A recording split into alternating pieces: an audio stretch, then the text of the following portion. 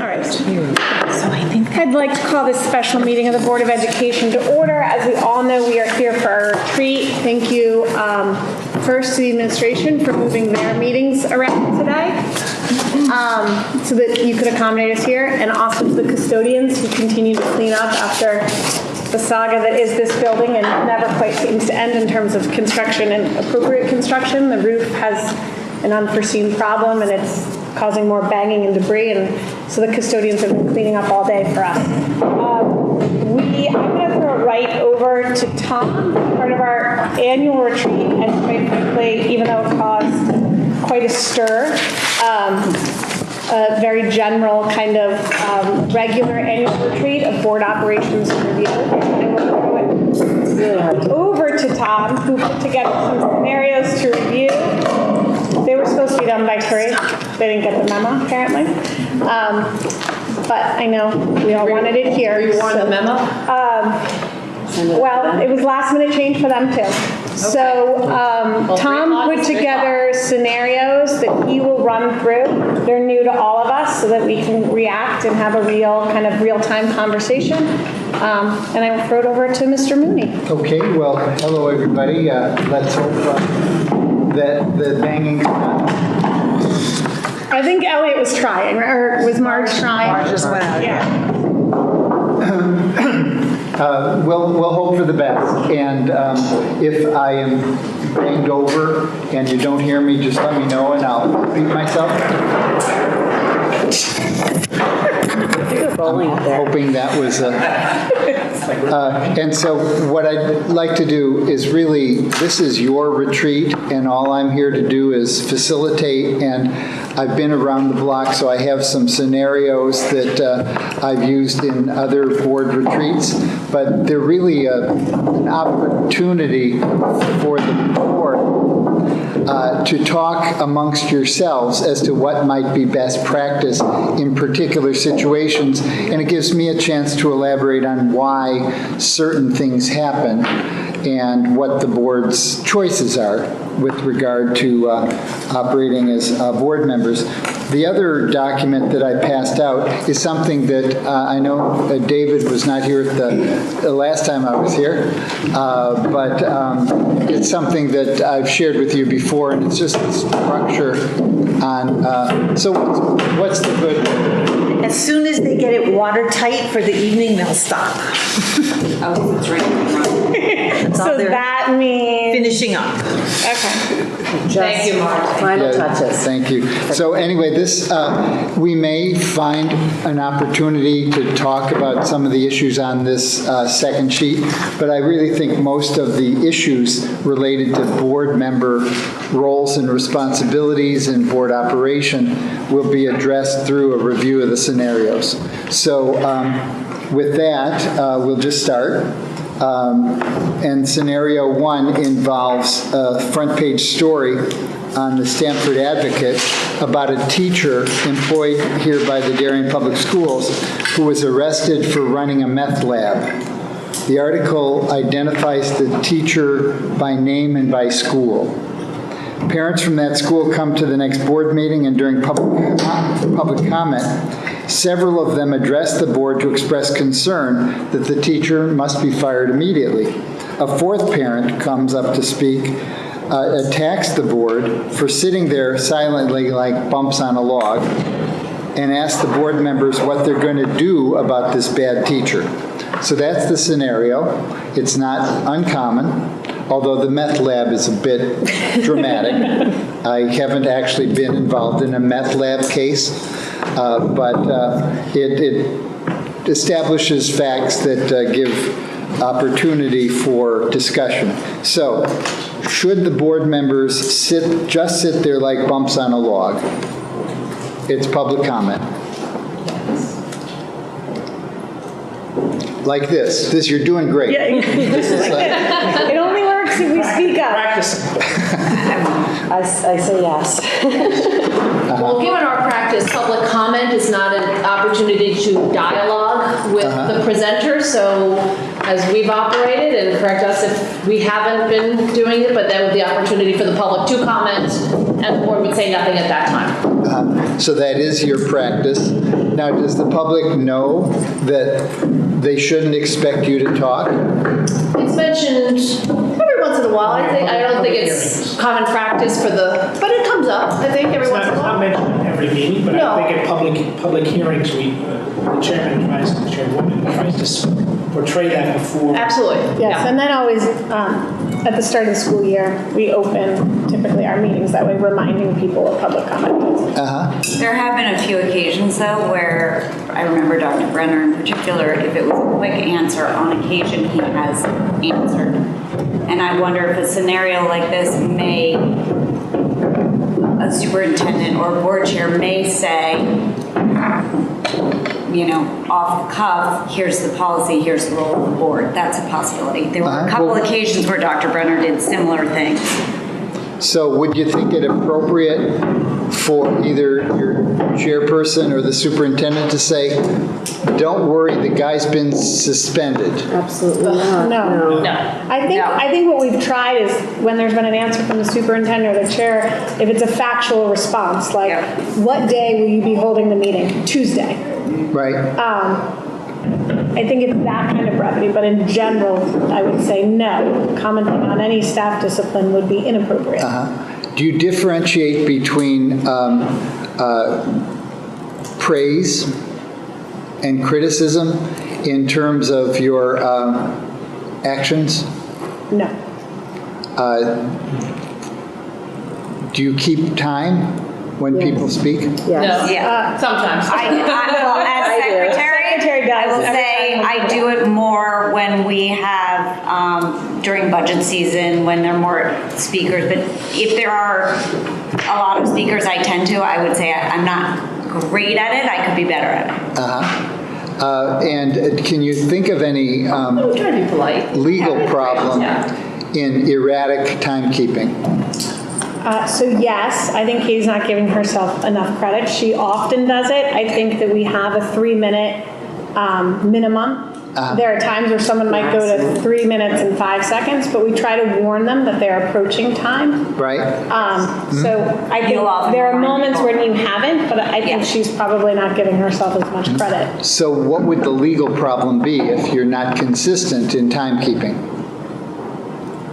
Well, You if just you said- allow some people to speak and not You're others. inconsistent. Give others people. No, but what would the legal claim be? Discrimination. I'm sorry? Discrimination. Discrimination on what basis?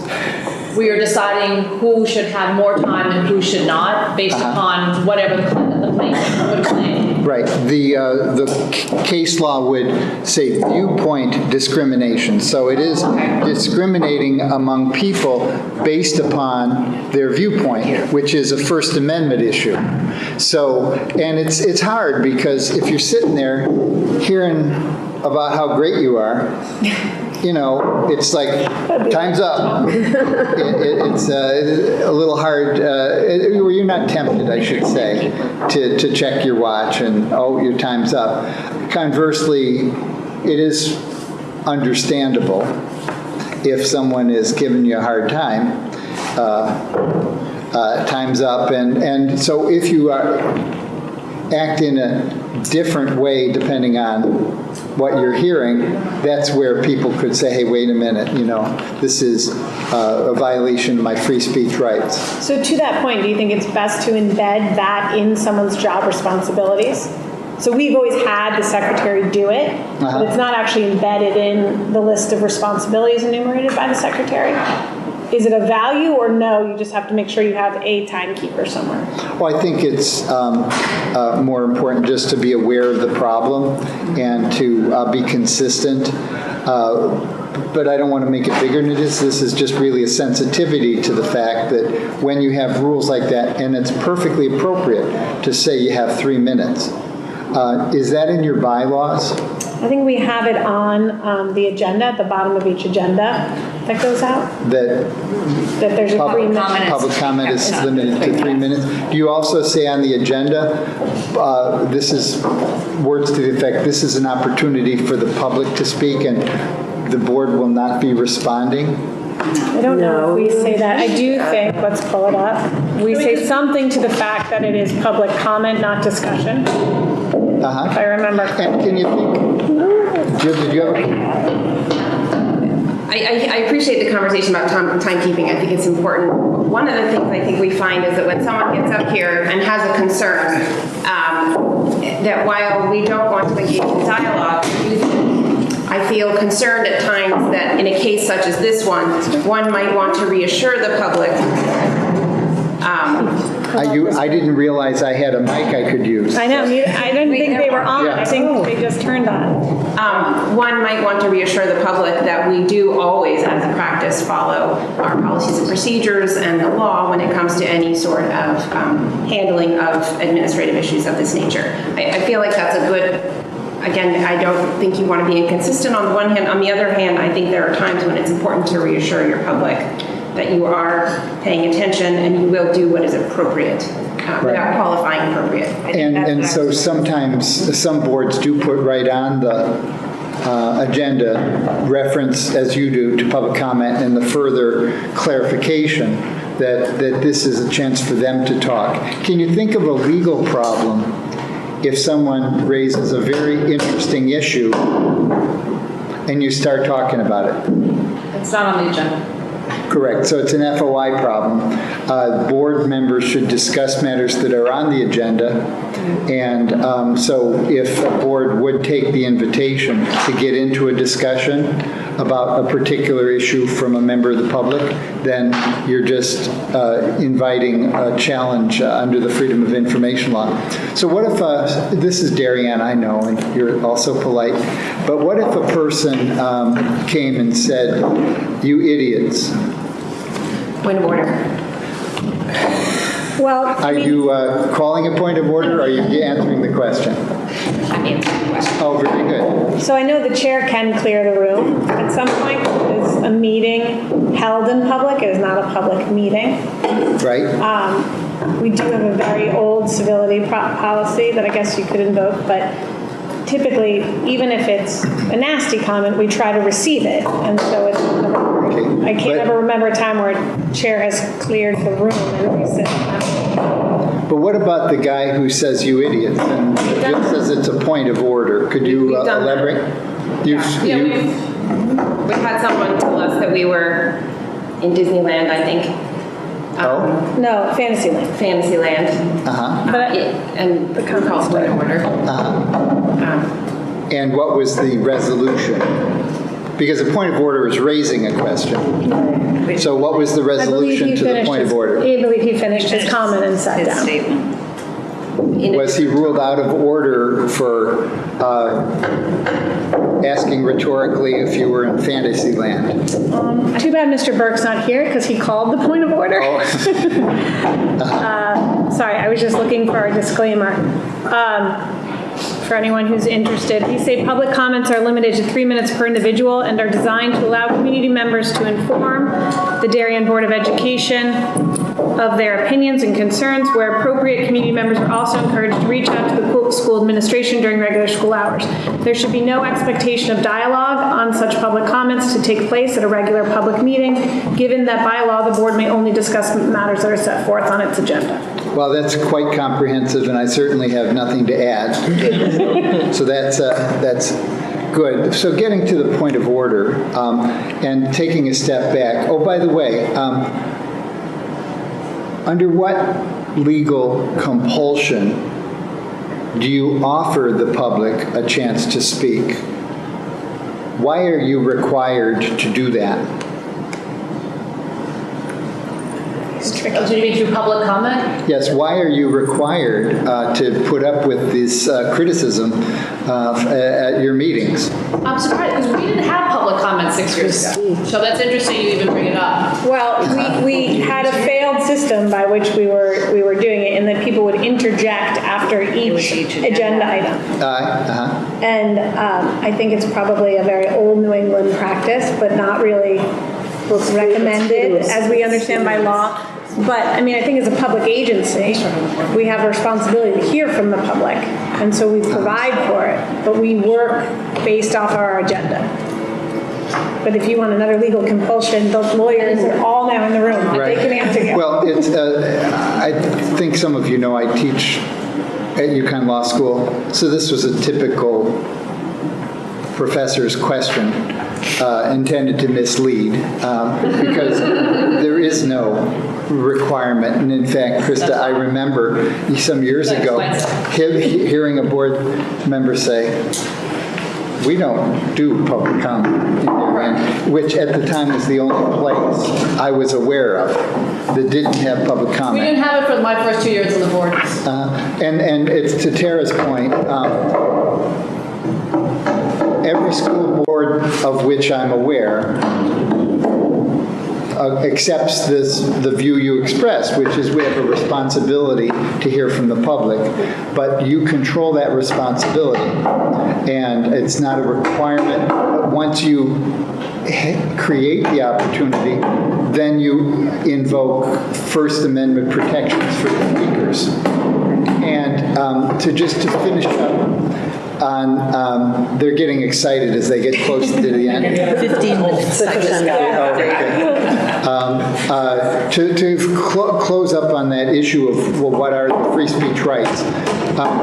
It is prohibited, you cannot discriminate on the message, but time, manner, and place restrictions are permissible as long as they're applied in a neutral way.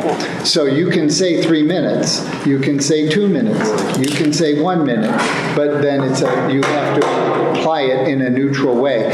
And when we get into Jill's point of order, that's the manner of speech. Under Robert's rules, personal attacks are out of order. This is intended to promote civil discussion. So you can't say don't be critical, you can say don't be nasty. What if a speaker has a prepared speech that it goes up with either goes up with a partner or has someone sitting next to them who is scheduled to speak next, and their speech is 4.5 minutes long? Can the second person yield some of their time to the first person?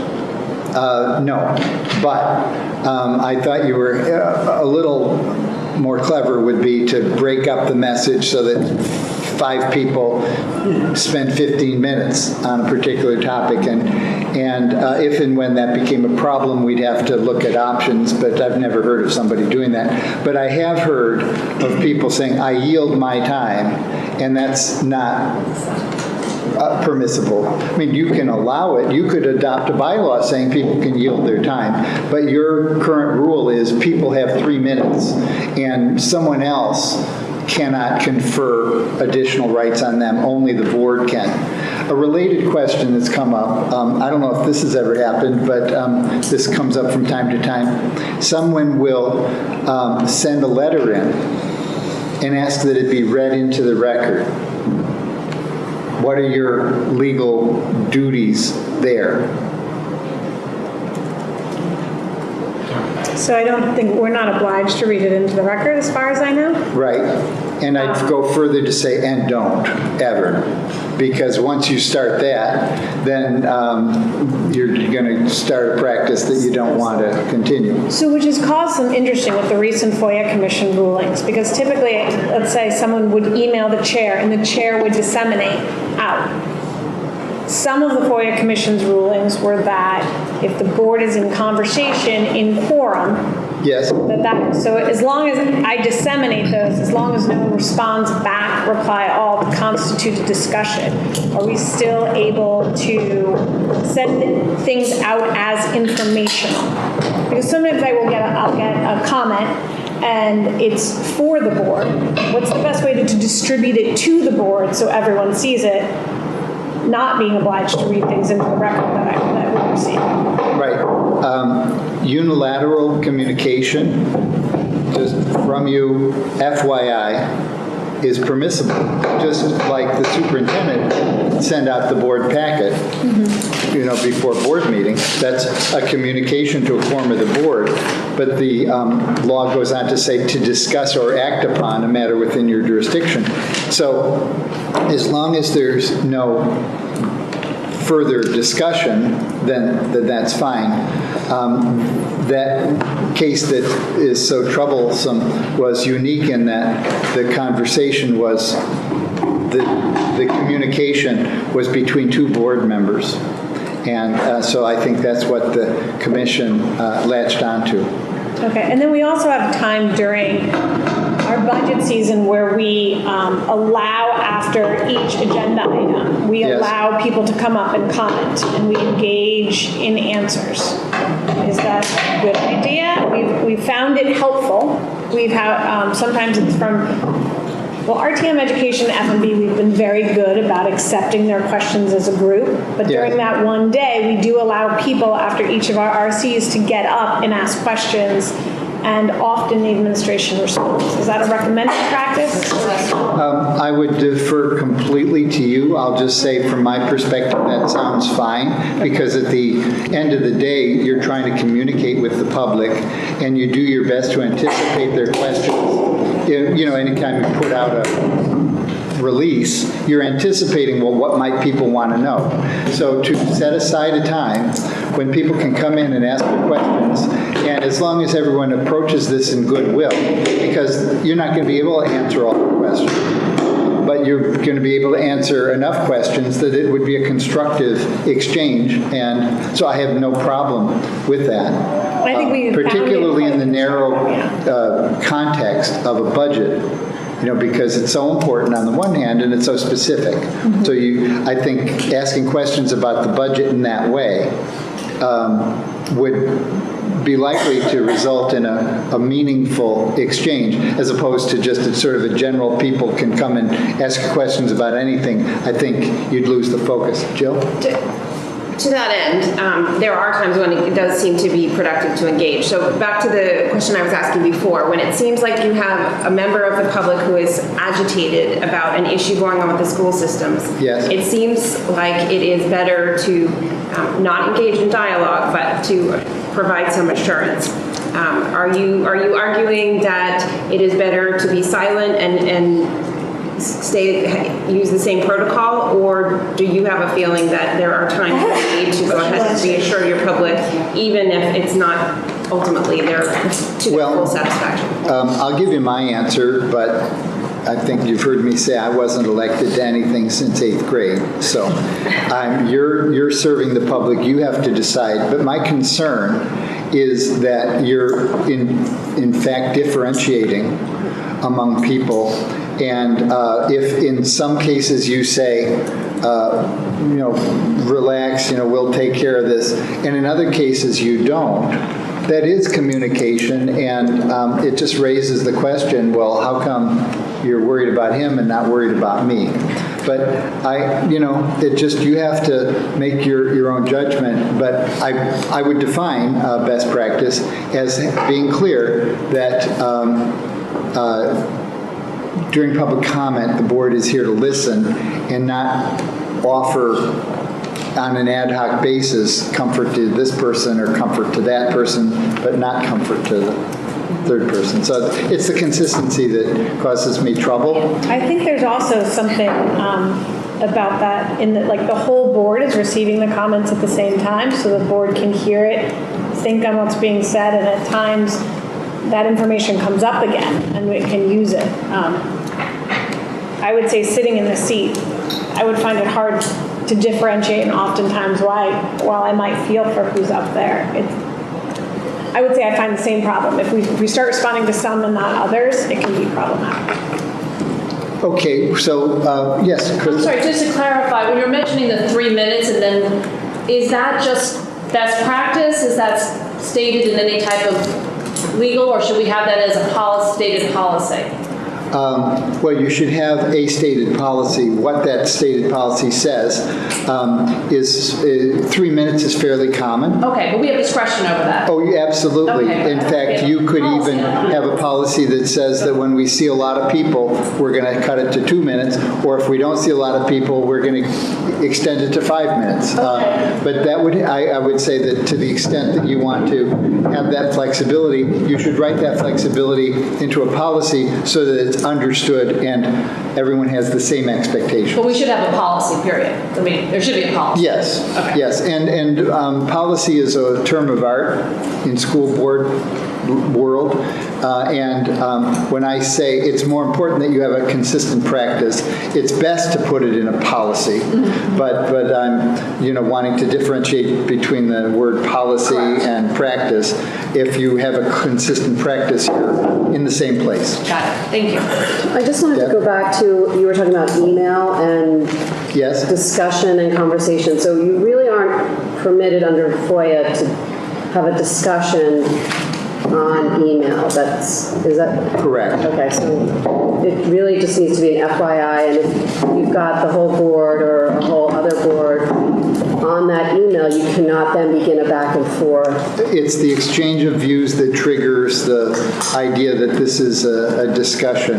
Just as an aside, I've wrestled with that particular decision, because the tension is between wanting or being required to comply with the legal requirements of the Freedom of Information Act with wanting to have all the board members have the same information. And the problem is when someone says A, that's unilateral, end of story, that's fine, but then a member of someone on that email says something about A, and now at some point it becomes a discussion. These are not easy issues. The commission tried to provide guidance on what is or is not a discussion. They failed. They decided they couldn't do it. But the case that we had here took a very rigorous view. It was two backs and forth. It was statement, counterstatement. That was held to be a discussion. So it's really important to make sure that any of these discussions happen in a public forum and not offline on an email. Correct. So Tom, Yes. Jill? on that, 2 points of clarification. One, does the email prohibition apply to all email as far as FOIA is concerned, or just if there's quorum? And 2, according to what I read, the same applies to phone calls. You can't have a series of phone calls either, according to FOIA. Okay. So can you clarify? Sure. We need to differentiate between FOI issues on records, and all the emails are recorded information, so they're public records subject to exemption from disclosure under certain circumstances. So 2 board members emailing are creating public records. 2 board members emailing are not creating a meeting. Right. A meeting is the assembling of a quorum to discuss or act upon matters within your jurisdiction. So you need a quorum before you, in the communication, simultaneously, before you have a meeting problem. And I think in our last discussion, we did note that you do have committees, and the committees are public agencies, and you have to be particularly careful because 2 board members might be a quorum of a committee. So if you're doing committee work offline, that could be viewed as a meeting of that committee, and that was a concern that we expressed before. But that's the distinction. And just to finish up, you also said phone calls. Yeah. And conference calls, certainly. Well, this says a series of phone calls. Okay, well, let me talk about seriatim meetings. If you're all on the phone call, in fact, that's why this law was written the way it was. In 1975, all we had was conference calls. We didn't have email. So that's what they were talking about. But they've also, the commission has also acknowledged that there are circumstances where public agencies seek to evade the requirement that we just discussed, that these discussions be held in public, by what we call a seriatim meeting. And there has to be a certain planning that goes into this. I had a case many years ago where my defense at the commission was to say we surrender, because what that superintendent did was he had a tough budget problem, so he met with 3 board members. They left. He met with 3 board members. they left and he met with 3 board members. And that was a way to communicate with a quorum of the board that was illegal. So whenever you have to worry about coordinated information sharing, that would be the seriatim meeting. So you talk to board members A, B, and C, I'll talk to board members D, E, and F, and we'll see where we are. That would be a seriatim meeting, and it would be illegal. Different, though, from if we were to say informational, and I think this is the question Mrs. McNamara asks often, if it's like we had an 8 o'clock meeting, it's moving to 8:30. Yes. Is just the factual information still something you can't pass along? Or like if I say to Duke, can you call 3 people and tell them 8:30, I'll call 3 people and tell them 8:30. Or is it passing along information for discussion? I think that's still unilateral communication. It's Okay. when someone gets the message and says, hey, wait a minute, I can't get there till 9, could we look, and then you're discussing it. But Okay. but divvying up, it's like a phone chain, like on a snow day, Yeah. that would be fine. That's Okay. unilateral. Yes. 2 points regarding quorum. Just to clarify, quorum, as I understand, there's some discretion over what is a quorum, that a body can decide what a quorum is, and do we just assume it's majority, or should we have that stated somewhere? Robert's rules, you do have discretion to decide what a quorum is. And I don't know if I went to your policy book right now, if you've defined a quorum, or if you've accepted Robert's rules. And Robert's rules says, in the absence of a bylaw to the contrary, a quorum would be a majority of the members of the body. Okay, so that could be stated in our policy, It just for certainly could. clarification. I Right. believe we But have. she said, Sorry, go ahead. but is that the standard worldwide definition of a quorum? Is a majority of members present? No, a majority of the members. I'm sorry. And then what? Constituting a quorum, but the generally accepted definition. Yes, of that quorum is. what Robert's rules for. Yeah, and I haven't looked at this, but I would expect that I'd find that Robert's rules would say a quorum is a majority of the members of the body absent a bylaw to the contrary. But I do believe you have discretion. I'm just thinking. Although our practice for as long as I can remember Yes. has been a majority of the members. But and I actually think we have written somewhere that in the absence, and we'd have to look, in the absence, Robert's rules will prevail. But we can check where it is. Yeah. Policy guru. David? As a specific follow-up to something Ms. Hawkins said a moment ago. So in terms of scheduling, we thought we were going to have everybody at 8, and this will be 8:15, we're going back and forth. We have the agenda is normally distributed ahead of the meeting to everybody past that. If we had, say, calendar invitations to everybody using the system that the Board of Ed provides on their email, and if we respond, yes, I'll attend, no, I won't attend, would that be considered? Would that be acceptable? I don't view that as a discussion. So let's answer this and then move on. I don't view that as a discussion. I think that's just figuring out when to meet, and so So if we send calendar reminders or invitations, if people respond with that, would be considered? I don't see that as a problem. And in any event, the only issue here is when you have communication among quorum. If the chair sends out a calendar invite and somebody raises an issue, it's no issue to call up the chair and say, here's my problem, and have that discussion. It's only when a quorum is discussing the issue that you run into this issue of whether there's a meeting. We do have a policy on Yeah, quorum. our policy 9330, it's a majority. Okay, great. So, well, we're doing great. We'll be, we're on scenario 1. I think point Yeah, we're- 2 would be important to discuss. Pardon? Well, let me just, I just have a couple other questions. Can a board member reassure the public that the board will fire this teacher if he's guilty as charged? No.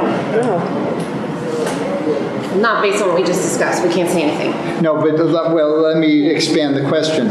You've now left the shackles of the board table. Can you, like someone comes up to you at the Stop and Shop and says, well, what are you going to do about it? Can you at least say, and this is back to the, reassurance piece, if this guy's running a meth lab, rest assured, we're going to fire him. Can you say that?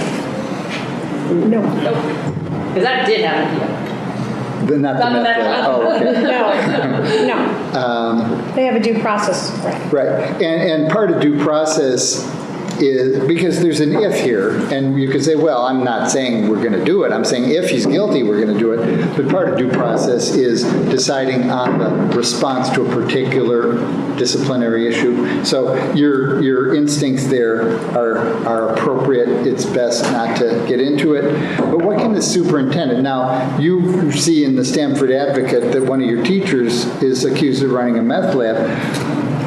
You might want to talk to Elliot and find out what's going on. What can Elliot tell you, and why might he be limited? You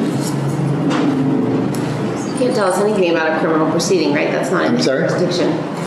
Elliot wouldn't have, right, criminal proceedings are not in our jurisdiction. That's correct. Right? That's right.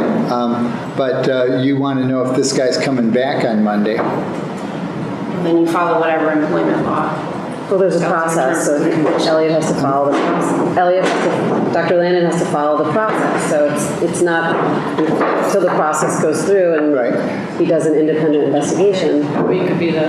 So, we might have to serve on a can you say, Mike? Well, I mean, Dr. Landon, the superintendent, can remove any teacher at any time for safety reasons and let, process follow whatever it's going to do. I mean, that's in the office, that's in the judgment of that office. I mean, the communication between us is how we would go in due course. I think the problem with these scenarios is that when you say a board member speaking for the board outside of the board meeting it's just disingenuous, because if someone asks me that question in Stop and Shop, I don't speak for the board. I don't speak for anyone but myself. And at that point, I probably even shouldn't speak for myself. Because you're going to be a judge someday. Right. I don't like that. You have a judicial responsibility as board members. And there's tension here, and I'll move on. But board members want to know what's going on, and superintendents say, I can't tell you, and sometimes there's frustration. But something as simple as, well, is he on leave? That's fine. You can know he's on leave, and that would be likely the answer. Well, could we push on that, Mike's point, a little bit in terms of authority outside of the board? Yes. And when you speak, what are you speaking as? Because I think we have experienced that as kind of, well, I'm an elected official, I want to be able to speak. And then there are people saying, well, when we're not in a board meeting, outside of the chair who's spokesperson, like, there's no power invested. And I think if we could kind of clarify that, would help all of us kind of figure out and be able to say to the person who comes up and Stop and Shop asking a question, either look outside the boardroom, I'm the regular Joe, or no, in my elected capacity as a board member X. I think that's come up in different areas. Regular Joes have rights to opinions too. And so when you're away from the board table, you certainly have a right under the First Amendment to say, I support this, I don't support that. And I guess just to cut to the chase, the thing that comes up from in place to place is someone sends a letter and they identify themselves as a member of the Nutmeg Board of Education. Is that okay? You write a letter to the editor. There ought to be a law against X, or the new bullying statute is overkill. is overkill. They're right here. Mark Zion, Westport Board of Ed. Is that okay? Or does it have to be Mark Zion? No affiliation noted. Goes to you. I personally think you can identify yourself as factually as a member, but Marge Zion, Westport Board of Education, sorry, Marge, I would say is inaccurate. Marge Zion, a member of the Westport Board of Education, feels more accurate to me, but I don't know if I'm splitting that hair too thin. Well, the interesting thing is editors will actually sometimes add the information for context. So I don't think there's anything wrong with identifying yourself. You just have to be careful, and these are judgments you all make, but along that continuum of care would be to make clear you're speaking for yourself, because the public may not be as ready to draw those nuances. They see Darien Board of Ed, and they could draw the incorrect conclusion. But I don't think it's problematic for a board member to express an opinion and identify him or herself as a board member. As I say, the newspaper might do it for you even, because your role as a board member is relevant to what a person's going to take from your message.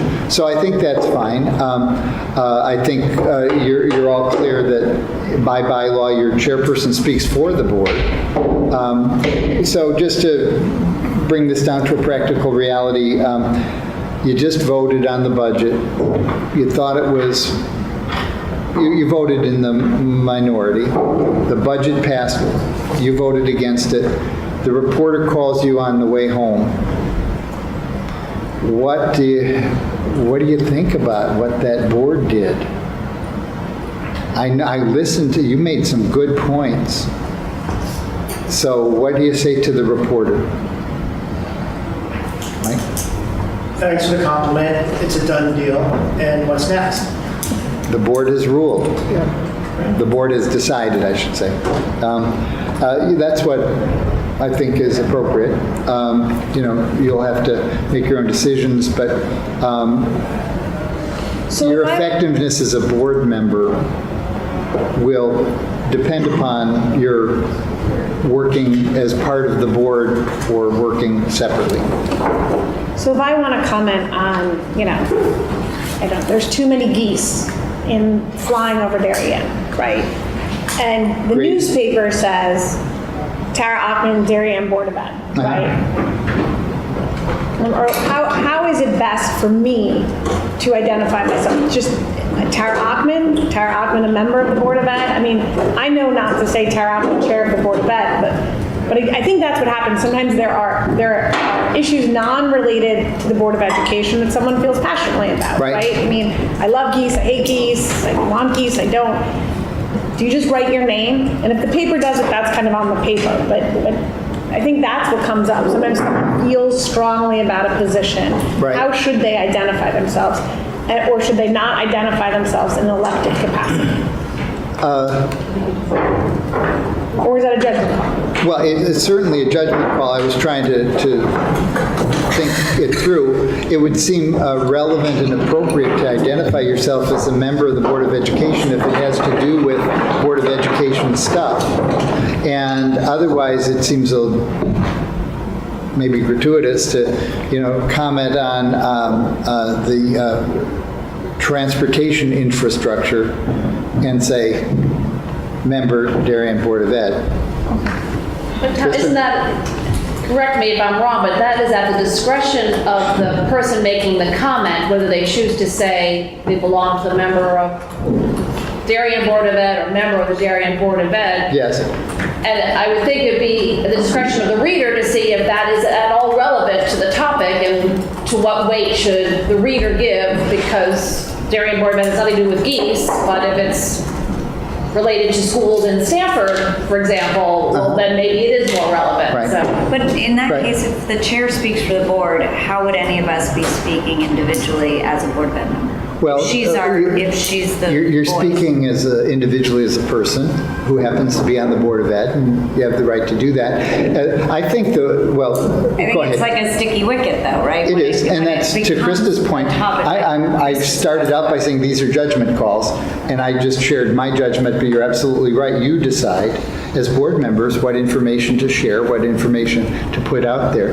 In this discussion, what I find the most challenging is under what circumstances should the chair speak for the board? Because I think when we have a bylaw that says the chair speaks for the board, so if there's a question, when are you going to be meeting? Where are we in the budget process? That makes sense to speak for the board. But unless and until the board has taken a position on a particular topic, I don't think that particular responsibility means that the chair would speak about a topic that the board hasn't yet decided, quote, on behalf of the board. So how then, we've had a couple of situations where we wanted to make, and we're getting better at it, right? We're getting better at refining this process, but we wanted to make statements to the state. And so, we're for something or we're against something, and we're not meeting again. So the agreement is the chair is going to write. We've done one where we've been able to meet and write and all put our names on it because we could all review it. And we've done others where we haven't had enough time to meet again. So the chair is speaking for the board decides we're opposed to X, Y, and Z, or we're in favor of X, Y, and Z. Yes. And that's through a discussion at a public meeting. Yes, right? And so we've had that discussion, and please issue a statement. And where we're getting better is I think that we're like, okay, well now we'll agree to talking points and this, that, the other. So we're refining this, and quite hopefully we're not writing to the state every other day. It'd be nice not to be, unless we have to. Mm-hmm. But at the end of the day, whoever is the chair, right? Are they the one responsible for kind of putting that all together? Should we only issue statements when there's a 2-meeting cycle where something can be agreed, to be talked about, written, and then agreed in public? Like is there any sort of best practice or guidance? I think that when you're talking about a substantive position by the Board of Education, it needs to be the result of a discussion at a public board meeting. Interesting, back to these judgments about how we describe ourselves, I think it's perfectly appropriate to say, well, as the chairman of the Nutmeg Board of Education, I think X. And sign chairman, because I'm just identifying, but it's my thinking. But as chair of the Darien Board of Ed, to speak on behalf of the board, unless it's just an informational item, if it's substantive on a matter within the board's jurisdiction that the board hasn't decided, I don't think that the board chair can speak for the board because the board hasn't spoken. Okay. David? Quick follow-up to that. So in the scenario where we had a board meeting and a discussion and a follow-up and we went through the drafting process, understanding that any emails that are shared among the board members are going to be public record. Correct. Is there any reason why you couldn't have a drafting process that happens to be emailed instead of taking the time at the public meeting to go through that line by line? Yes, it's illegal. Okay. And because of this whole issue that becomes a discussion, how are we going to draft it? And in fact, you may know under Freedom of Information law, preliminary drafts and notes are exempt from disclosure. So if the superintendent has drafted something but he hasn't finalized it, it's not subject to public disclosure. But the law was specifically changed some years ago to say that when a draft is circulated among the members of a public agency and it's part of the governmental decision-making process, that draft becomes a public document. The West Hartford Board of Ed lost a case because they had a draft about celebration of holidays in the schools. And they didn't want it getting out until they decided what they were going to say. But because it was a part of a discussion of the board members as to what it was going to say, or in that case, a committee members, it was subject to disclosure. So your point about it would be much more efficient In fact, what we don't know, I'm not aware yet of a Google Docs case. But I'm just like, a couple times recently, clients have sent me stuff on Google Docs. I'm not quite sure how to deal with it, but apparently we can all just get in there and edit. And I don't know what the commission would say about that. So if we wanted to properly issue a statement or a draft from the board, the only way we could go through that process would be to go with the preliminary in the meeting, go through the process publicly of making the edits and changes, and then voting on that as a statement from the board in a public session. Yes, with one exception. Okay. And that is, it would facilitate that discussion if a draft is presented and individual board members respond to the author and not to the board. And the author takes those comments into account and presents a new draft. That would be a shorter discussion than if you had to each discuss in your full meeting your particular. I'm going to go one level of detail on this. Okay, sure. Draft goes out. Right. Individual responses are collected. Right. Processed by the chair or by whoever the member is. Yep. A consolidated draft is sent out to everybody. Yep. Do another round of edits back to that one point person, or does that next round of edits have to take place in the meeting? Okay, let me think that one through. Okay. This is a brain teaser, right? This is real life. This is real life. So you're not sharing your edits other than with the one person. So that's not a meeting. Oh, but the edited copy coming back would have been reflective of everyone's feedback. Yeah, but it's still Yes. one way But information. I think the issue, I'm gonna say you're fine.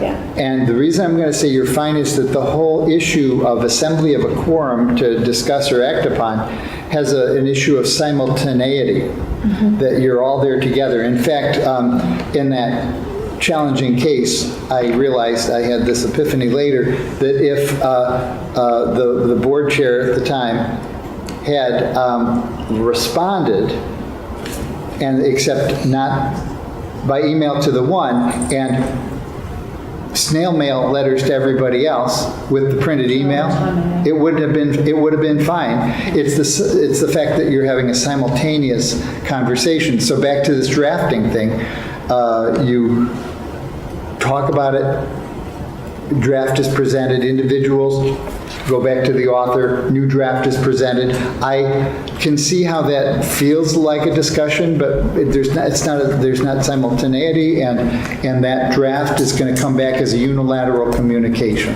So do you distinguish that temporal issue in Yes. drafting versus the temporal issue you had with the superintendent who had three people in this Yes. meeting and 3 people? Right? So, But that was because that was an effort to skirt the law, and it was really a one meeting, and it was about the budget. so the intent is a criteria here? I'm sorry? So the intent is a criteria? Yes. So if I do this process without... In fact, I mentioned earlier that when there's coordination, I don't know if I used that word, but when people coordinate the dissemination of information, that is an issue of intent, but it also goes to whether there is in fact a seriatim meeting being held. But could there is a difference between a statement by the board Yes? and a statement by the chair on behalf of the board. Yes? I think that's can you talk about those two differences? Because I think statement by the board is when the Darien Board of Education signs on to it, and that's what you're talking about, bringing it back to a meeting, reading it, agreed. Yeah, that's right. Statement by the Darien chairman of the Board of Education is something different. Yes, I appreciate the distinction, and in that case, the chair, and again, I would stay with my notion that the board has to have made a decision, but how that decision is characterized has been delegated by policy to the board chair to characterize that board decision to speak on behalf of the board. Because we have gotten into some situations where it becomes like a word choice matter. Right. And I think that, I think two things. One, we've gotten better at being like, let's agree to talking points. Because quite frankly, it helps whoever's sitting in this chair, because elsewise you're like, okay, you oppose, but let's I can characterize how we oppose, but it's more helpful if we have talking points from the board that we're around. And then the other thing is when we get into word choice, if the board is acting as spokesperson, that's the responsibility of the spokesperson at the end. That's Like, I'm right. trying to differentiate. Sometimes we have issues we feel should or shouldn't come Right. up, and sometimes we have, syntax or I prefer, and the spokesperson kind of, I think, hopefully tries to be deferential to thoughts and feelings, but makes the call at the end of the But day. not on content, right? Well, I think the answer is on spokesperson for the board, Right. right? If The content has been predetermined through board Yes. action. Yes. How you And that's describe what we that were saying we content is a matter of some discretion for the board, and the other board members have the freedom to say you did a good job or you didn't do a good job. But I appreciate very much the distinction you've drawn, because my whole conversation with David was about really a joint editing effort where it's not delegated to the board chair pursuant to policy, but rather it's an effort to create a statement for the board. And I guess the question would be, policy-wise, we could have a policy in place that we may do these edit rounds, which are missing, but we may choose as a board that before the final statement of the board comes out, we may do that as a vote in a public session on the document. Yes, in fact, I would think that would be imperative to the extent it's going to be even if we have these intervening edits and back and forth, which I've convinced myself wouldn't be a meeting. At the end of the day, if it's a statement of the board, that final product comes back to the board for adoption. So I guess we don't want any supervening edits. We would like that. I'm sorry? We don't want any supervening edits in the final draft. You want a final We want to do it document? all. That's right. That So I would think be- part of the decision when we do these are, one, are we making a statement out as a board, or is the spokesperson, the chair is the spokesperson for the board issuing a statement? And then it's always great in terms of like agreeing upon the broad talking points that need to be hit, because then everyone's most comfortable. And quite frankly, for the chair, it's so much more helpful as they're sitting down coming up with it, like, I have to speak for the board, or whomever's the chair has to speak for the board. I want to really know what the talking points are. As I listen to the complexity of creating a joint statement, I just feel obliged to tell you, it almost never comes up. I mean, boards don't typically, you talk about a mission statement, and you might have 3 meetings to talk about your mission statement, but the notion of a Board of Education coming up with a statement on a particular thing, it happens, but it's not a common occurrence. We saw a lot of it happening with all the legislative stuff. Yeah, I think it was- This year, there were a number of boards who spoke up on different issues, particularly regionalization. And do you know if they did it right? I saw their both models. I did not go back and watch the videos. But you're saying that you felt that, I mean, I was just sharing my experience, which is the boards don't typically do that, but you're saying in the last legislative session, you saw various boards speaking up on topics? Yes. Okay, well, that's, I think we've learned there's benefits, there's merits to that, and there's also time and place for our work. Sure. And meting out whose job is whose. right. Krista? I'm sorry, I just wanted to clarify and go back to your discussion with Mike about the scenario in the Stop and Shop with the budget vote. Right. Just to clarify, an individual really felt strongly, made their comments known, voted in the minority, and is asked at the store. They have every legal right to comment, to explain their vote or how their opinion is.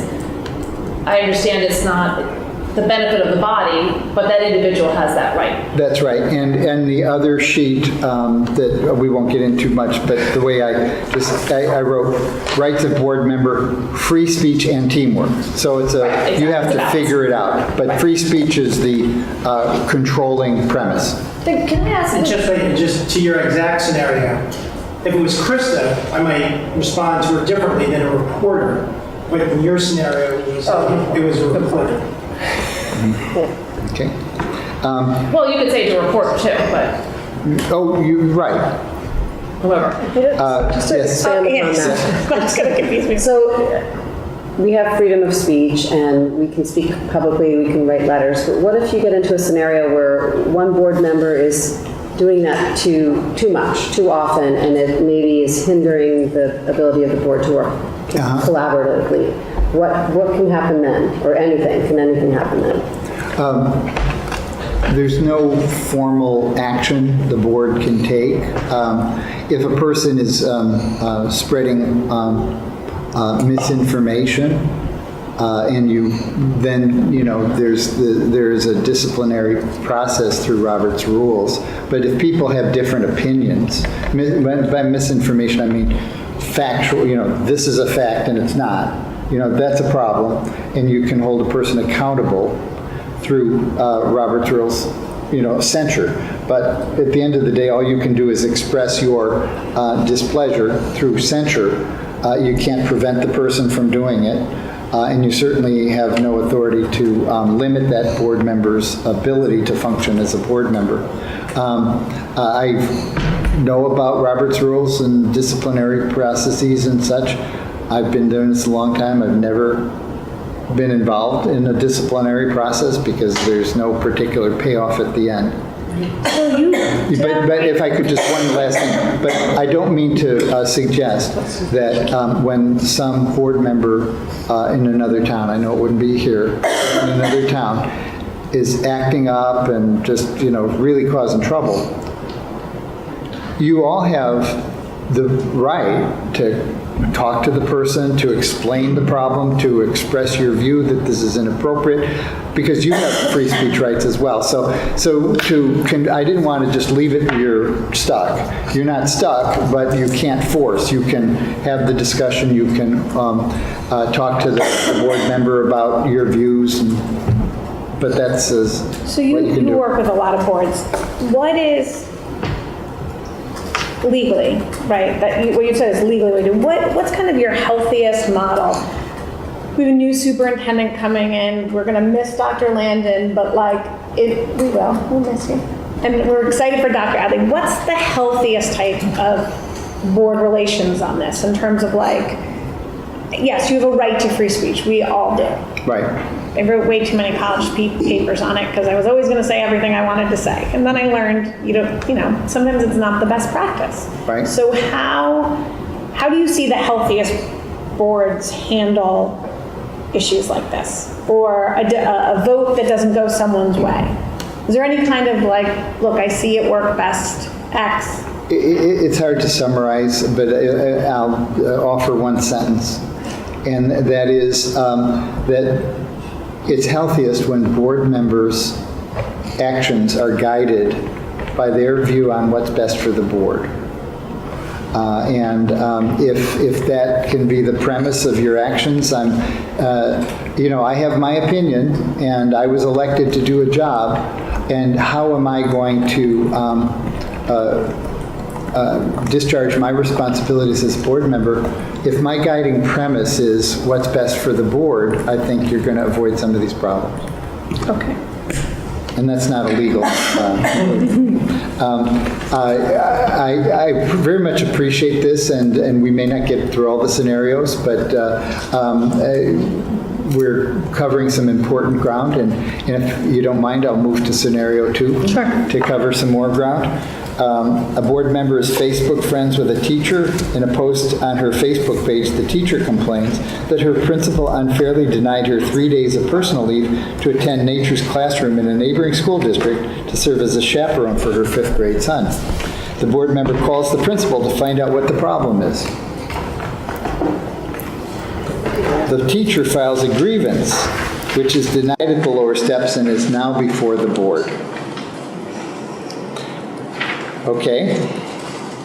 Can the board member participate in the grievance hearing, or does the board member have a conflict of interest preventing him from participating? Can participate. You say yes, that there's no conflict of interest. Yes. But they're Facebook friends. Not from a legal perspective. That's my vote. Okay.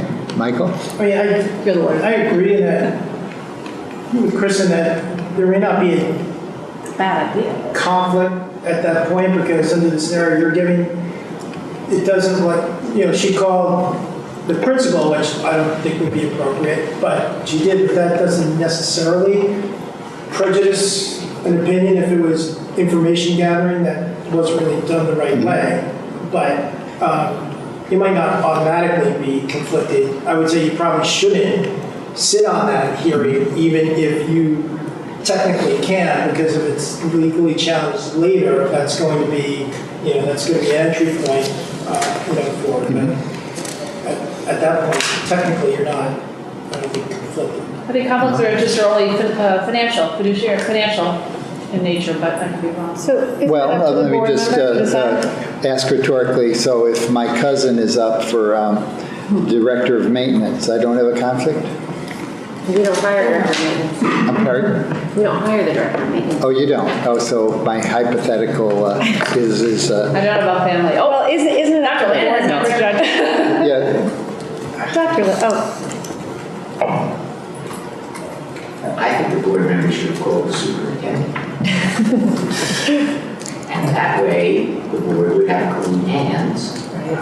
Get an answer from the superintendent can deal with it. If the teacher grieves it, the board member is independent, has not been involved in anything at the lower level, and is in essence neutral, pending the arguments from both sides.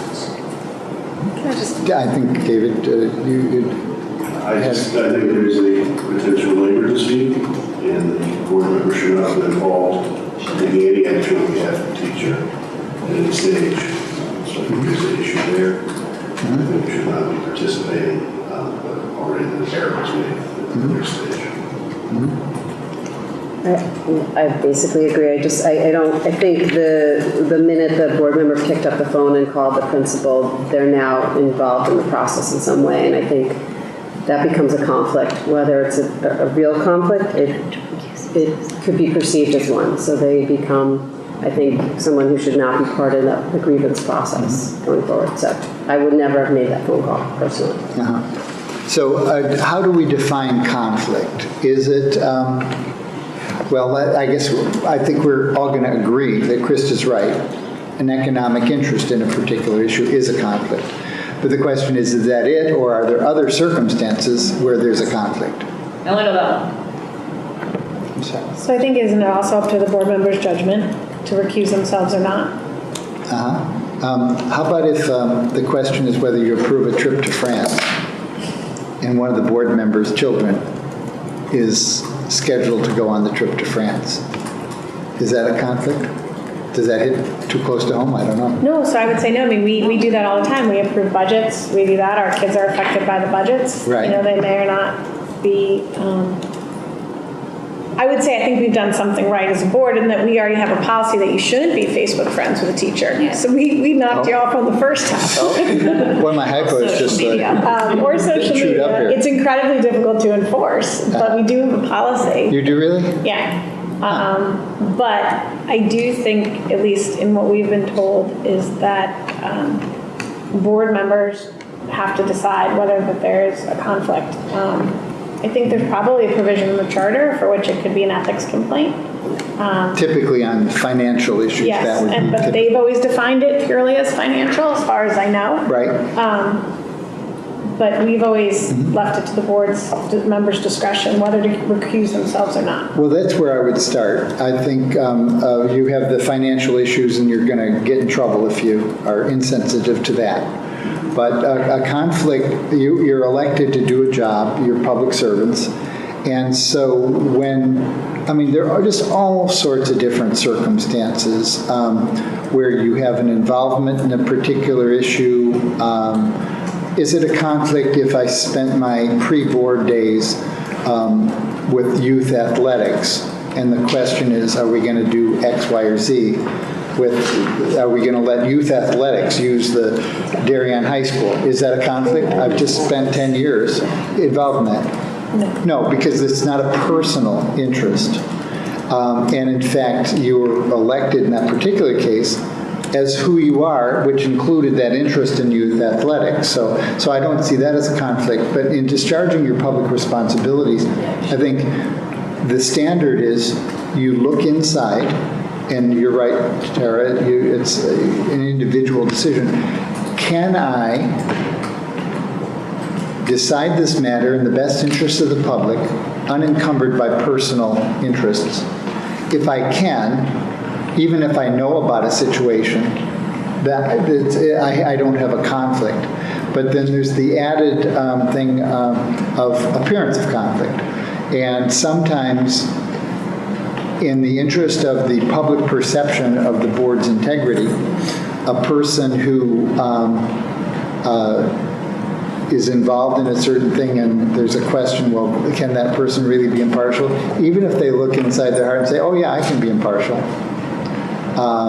The appearance of conflict would say, but it's best if I don't, because the public could mistrust my vote and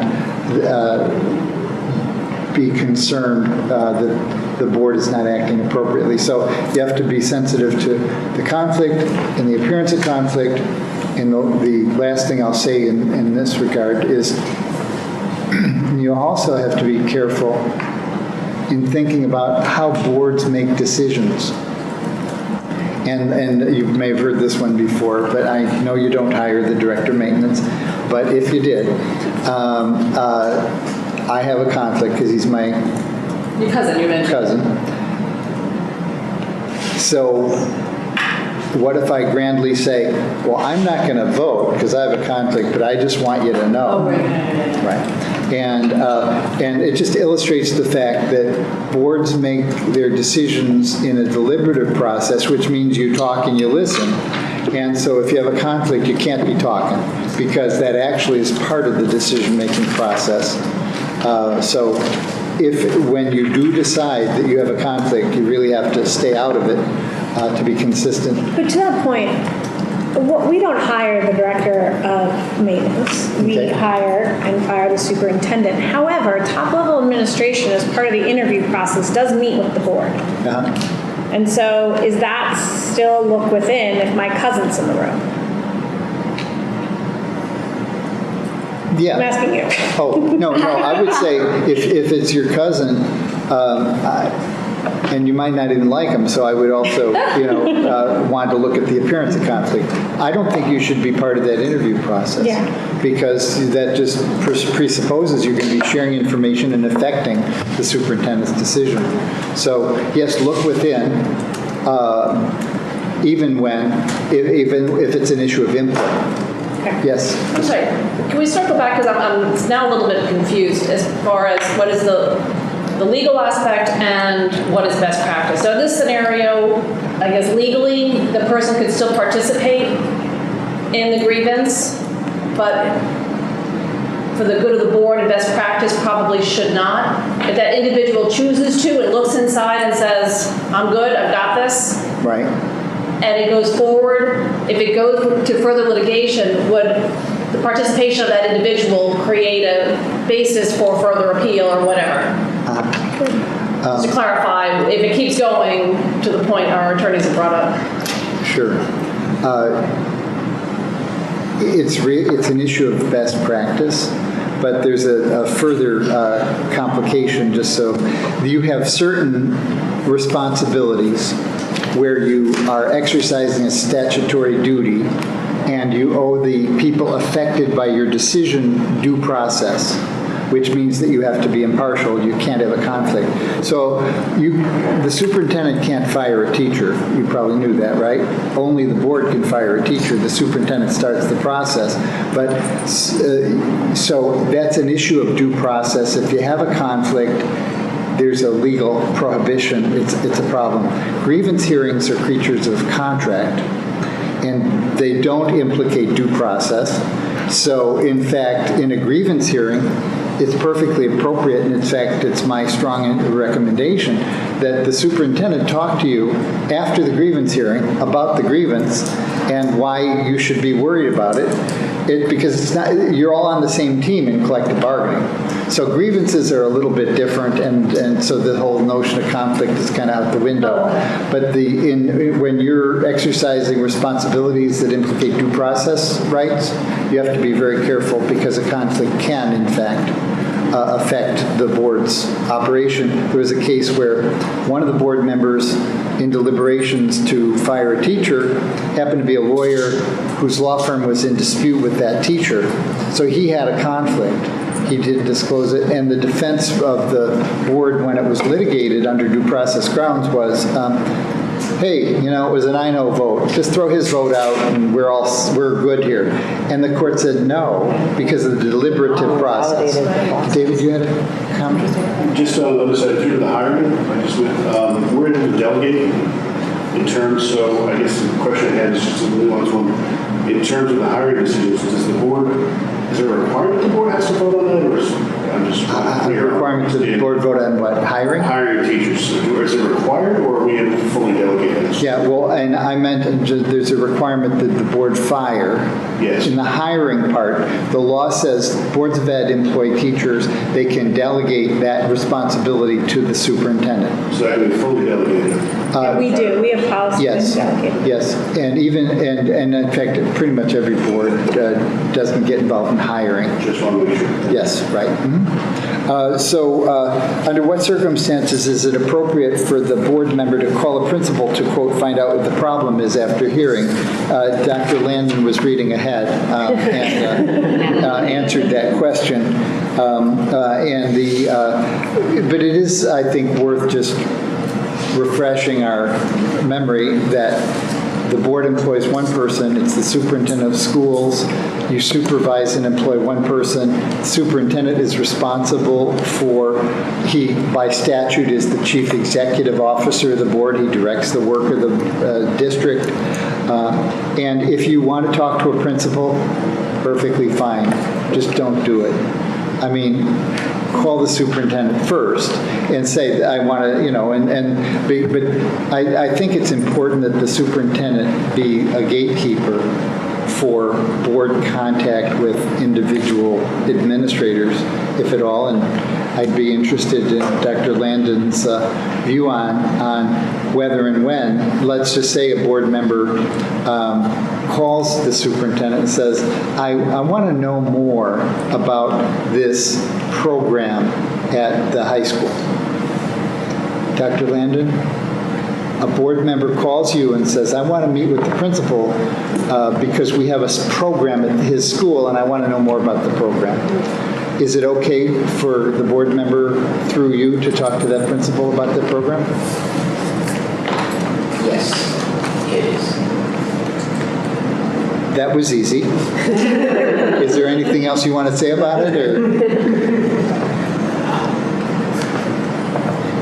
During my experiences, when a board member is asked to talk about a program with the principal, I usually invite the board member and the principal to meet together with me in my office.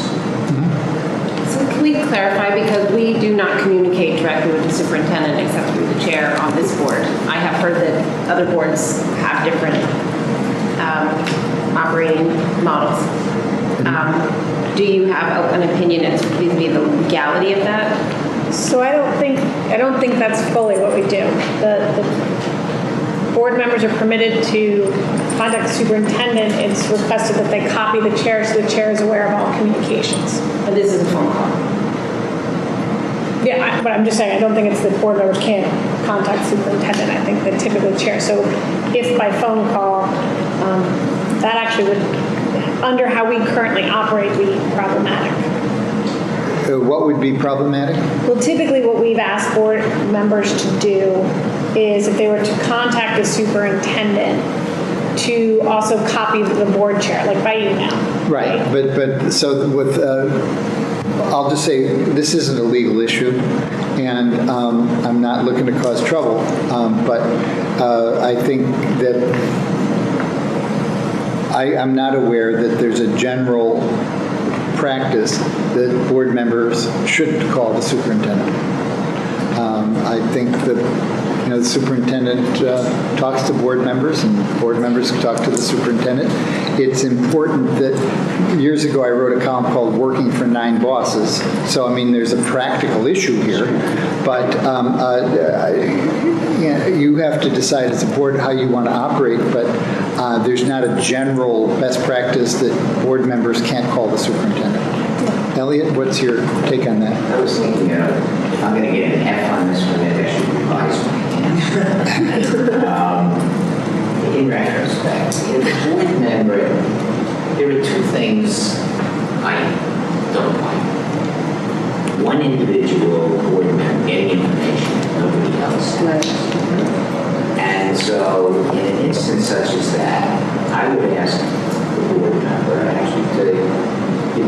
question, I would then ask for a written response from the principal or the curriculum director, and I would send out the response to the entire board.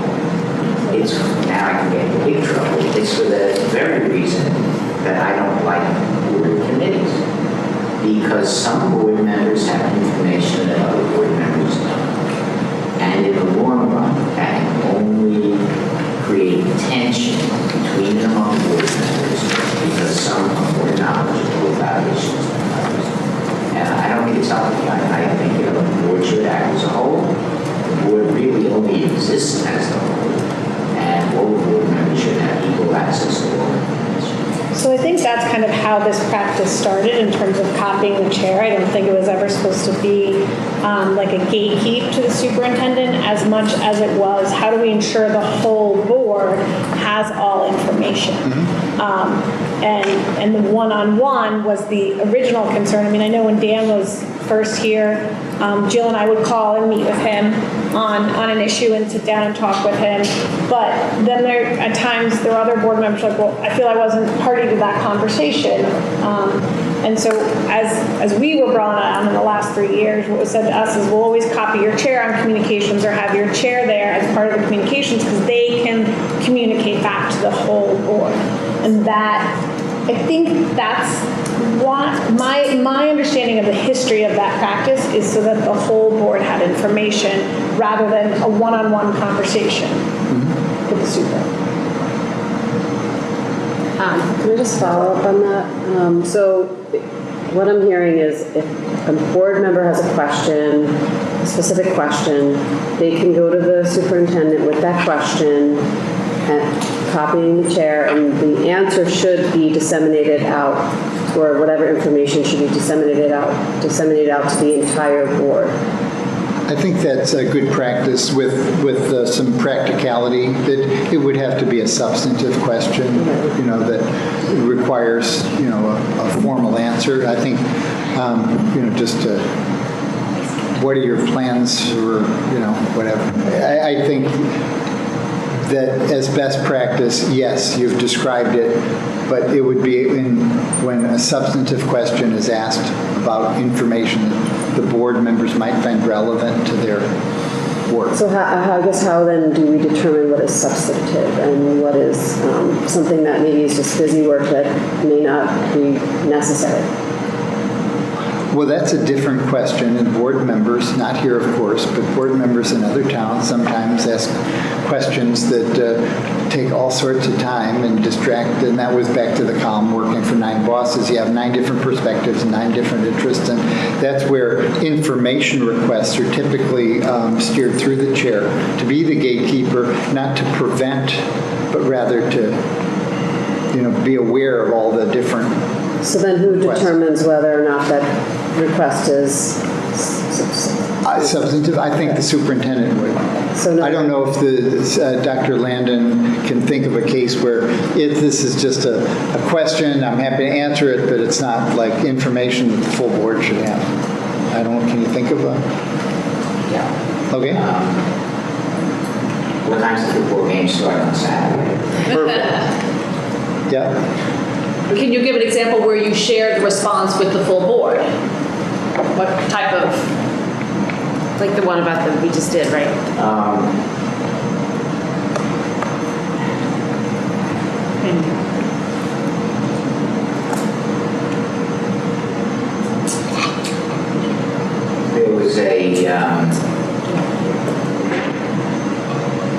There was a large police presence in the high school.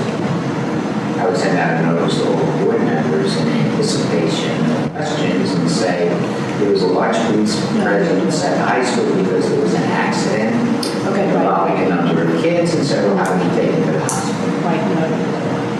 Well, I think some of these scenarios sort of beg the central issue and why it's important to include the chair on these communications, because if you ask a substantive question and you provide a substantive response and it comes out to the whole board, then you've looked into and responded to an issue and it may never come up in public unless someone is foiling every single email And so I think those safeguards of communicating also through the chair or the vice chair protect us from those kinds of situations. And I can't imagine something that's so critical outside an emergency that you couldn't email the chair, email, the superintendent if you want, and say, hey, this is a thing,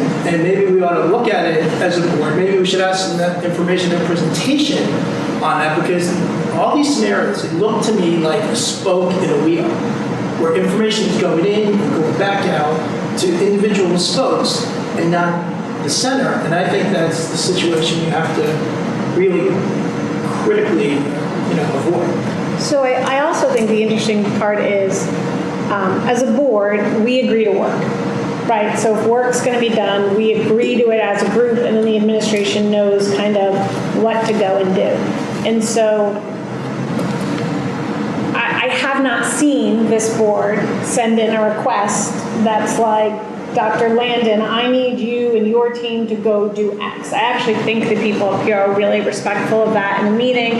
If someone's like, I'd like X, we say, okay, does the board think that this is worthwhile to task the administration with? We're a public agency and we're tasking you with the work this way. I do think that in the past, what I had heard from superintendents is like, it can be hard having 9 bosses. If Duke's saying, I want you to do X, and I'm saying, I want you to do Y, and Katie's saying, by the way, you should really be going and doing an A, the administration's running around like, which takes priority, whose gets first? And I think so, there are 2 different issues. There's a question of work, which we do need to discuss, because I think we have there's work at different levels, and one might vote and agree or disagree at different levels and have different processes. But there's also just straight up communication, which I think is the other thing we're talking about. So if I were to call Dr. Landon and say, there all of a sudden, the minute I drove in the parking lot, a pothole opened up in front of me, is that appropriate? And I think that's sort of the question. Like, what do those kinds of relationships look like in best practice, which is a bit different from Dr. Landon, would you please analyze the 10 years of budgets and get back to me?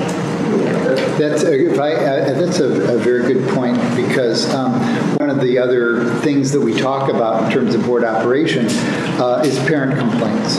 And, you're all well aware that you don't act on a parent complaint. You say chain of command, did you talk to the teacher, and so on.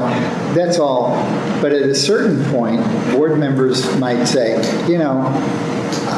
I'm worried about this. I'm going to call up Dr. Landon and let him know.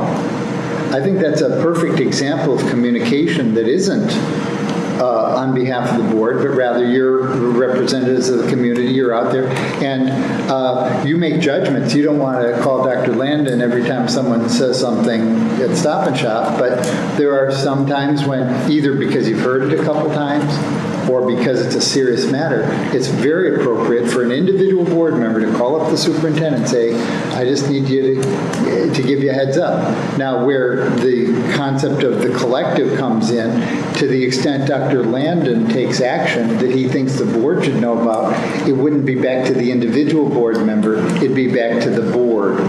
But, so there are those circumstances where it's not only appropriate, but advisable for an individual board member to call the superintendent.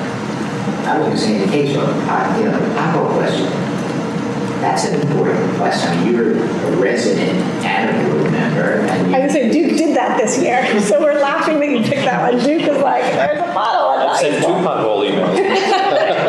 I've been on both. Thanks to Mr. Lynch, they were fixed immediately in the town.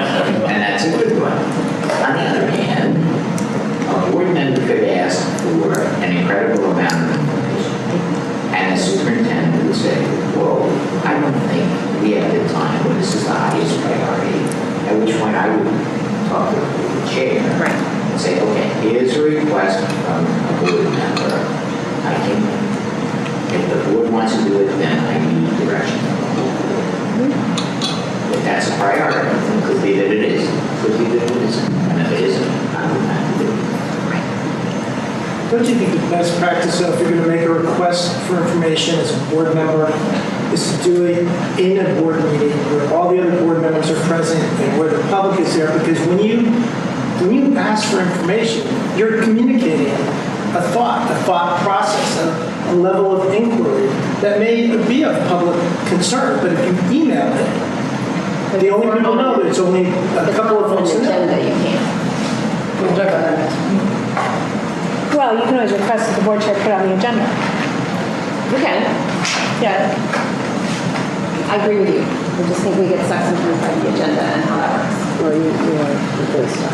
Can you just add the flow of information, and just so I clarify, that if a board member, and most likely the chair, is getting a plethora of information on one particular topic, boy or girl, a lot of information coming in to the chair. The chair speaks to the superintendent, but the superintendent is not ready to make a move on it or decision. But is it appropriate for the superintendent then, or the board chair, to share that information with the other board members? I've gotten 60 phone calls about blank. Superintendent is aware, but the rest of the board is not. How do we facilitate that type of information flow? Or do I need to be more specific? Well, actually, it might be helpful to go to the next scenario because it does address that. But as soon as you read the scenario, you'll realize that this is the one I didn't make up. So we'll hope that Tara can rejoin us promptly because this was something she asked me to. She thought it would be a good example. And the specifics here, and I did share this with her beforehand, but we have a circumstance where a member of the Board of Finance sent an email to the Board of Ed asking for financial information, and the board chair writes to the Board of Finance chair to clarify whether the request is from the full Board of Finance or from a single member. The Board of Finance chairperson tells the Board of Ed chairperson to tell the administration to hold off. The Board of Finance member makes the request again, and the board chair tells him to check with the board chairperson, Board of Finance chairperson, who then calls the Board of Ed chairperson to report that the Board of Finance is not taking action on this request. Then the Board of Finance member contacts individual board members to lobby for the information, but the Board of Finance chairperson reports to the Board of Ed chairperson that he said to the Board of Finance member nothing is going to happen until the Board of Finance votes on the request. Board of Ed member emails the board chair about the situation, and the board chair responds that per Board of Finance chairperson's the request is on hold. The board member forwards the email to the Board of Finance member, who forwards the email to the Board of Finance chairperson, and then the Board of Finance chairperson says he supports the request. Should we wait for Tara? I think it would be appropriate. We probably should. Can we move on to? But it does relate to the flow of information, individual board members getting information, the chair getting information, whether the chair shares that information with the full board and when. No, I think I think there are nuances that aren't reflected in this. We can bring up in discussion. So for when Tara comes back, may I just ask a general question going back to quorum regarding? Is it correct that a caucus is not a quorum? There are special rules about, no, it wouldn't be an issue of quorum. A caucus can be a quorum. Oh, correct. I'm sorry. But it's not a meeting. It's not a meeting. Okay. Yeah, and those circumstances are that if members of a single political party are also members of the public agency, caucus, and that caucus composes a quorum of the board. Nonetheless, that discussion is still excluded from the definition of meeting and not an FOI event if the discussion is limited to the members of the public agency who happen to be members of the same political party who happen to constitute a quorum, and third parties are not part of that discussion. So, and I don't know. So it's 6-3 Republicans to Democrats. So the Republicans have a caucus. Right. If the Republican members of the board were to meet, right, and caucus as a party, they would always constitute A quorum, and that's of this board. right. And so the definition of meeting excludes certain things from the definition, including collective bargaining, chance of social gathering, or caucus. And where so the 6 Republicans have the legal right to meet in caucus and talk about board business, and it's not considered a public meeting under FOI. But in this particular case, if the 6 Republican board members met with the Republican town chair or anyone else, the commission has ruled that it no longer fits the strict statutory definition because it's a meeting that involves people other than people who are members of the public agency. So that's where people have tripped up. They've had a caucus and other people have been in attendance, and they lose the caucus exception, so it becomes an illegal meeting. So the specific case here, 6 is okay, 7 doesn't work. Correct. And if the 3 Democratic members chose to caucus, there would be no issue. It's not an issue because they don't trigger the quorum/meeting requirement. And it's independent of the nature of the conversation, does not matter. Correct, and you can question the public policy behind it, but there are, you all have to decide how you want to operate. There are many boards that do not think in terms of political parties, and there are other boards in some places where the party in control meets on Sunday night in someone's house and they talk about, and so to your point, there's no restriction against talking about board business in a caucus.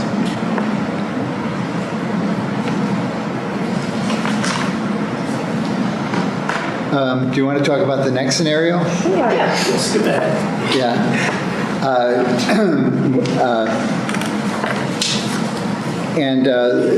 This relates to committees. The policy committee has been going through board policies to update certain policies and to delete others. The policy and public complaints has received a lot of public attention because some members of the public are concerned that the board may eliminate the policy and thus deprive them of their forum for complaining to the board on this or that. Given the public attention, some board members who are not on the policy committee want to attend the meeting of the policy committee at which the public complaint policy will be discussed.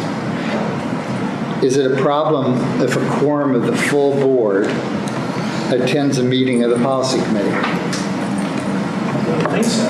I'm sorry? Well, I wouldn't think so. Okay. I mean, those meetings are public. Right. Anyone can attend. I mean, we often have committee meetings where board members who are not members of the particular committee are in attendance. Right.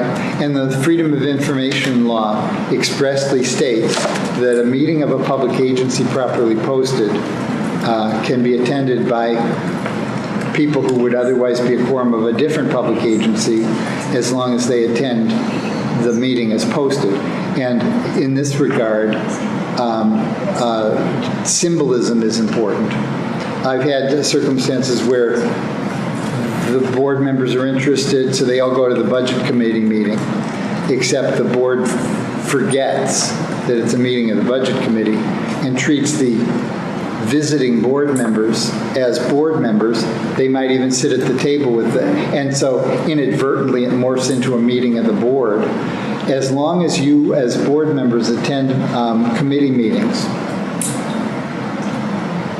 and are treated as members of the public, then it's perfectly fine. The danger is that you're given special courtesy because you're a board member, and at that point you run the risk of having that meeting convert from a committee meeting to a board meeting. Yes? So, expanding on that, does that mean if someone is not part of the committee and they're sitting with the public, they shouldn't be engaging in dialogue with the committee back and forth? They should adhere to the rules of if they have something to say, make it during the public comment? Does it go as far as that? Or the formality or informality of committee meetings varies. And I would just say it needs to be consistent. So maybe in some committee meetings, the public is talking back and forth. That could happen, maybe not here. If that's the case, then that board member is just participating as a member of the public, even though there's exchanges with the board. It just is a matter of being consistent with how you're treating the public, because for that purpose, the non-committee member, board member, is attending as a member of the public. Okay. So Tara, I went through scenario 3 simply to lay it on the table. Okay. So now we're going to talk about it because we wanted to welcome you back for that discussion. So we went through this, and I did say that this is the one I didn't make up. This is the scenario I didn't make up. So we have this Board of Finance member who has asked for information, and the Board of Finance has not voted to make this a request of the Board of Finance. So what is the status in the first instance of the request for information by the Board of Finance member? Jill? And then technically, anybody can make a request of information if it's public information. Yes. So it's governed by FOIA. Right. So that's the legal status of that request. And that's, actually, that to acknowledge that recognizes significant rights, because if I make an FOI request, I'm entitled to all the public information promptly. Now, how we define those terms is, there's some discretion, but the fact that someone's a member of a public agency in town and the public agency hasn't authorized or directed the request does not diminish the legal rights of that person to get the information. So, yes. So just to clarify that distinction, so if it's coming from an individual member of a board, that person obviously is entitled to that information, but is the process then different as opposed to it coming from the entire board collectively? It could be, because I think when requests come from one public agency in a town to another, it's appropriate to consider that differently. And one of the major differences between a freedom of information request and a request for information between town bodies is that under the Freedom of Information law, a public agency simply has to share information that exists. And there's no duty to do research or to look at different scenarios.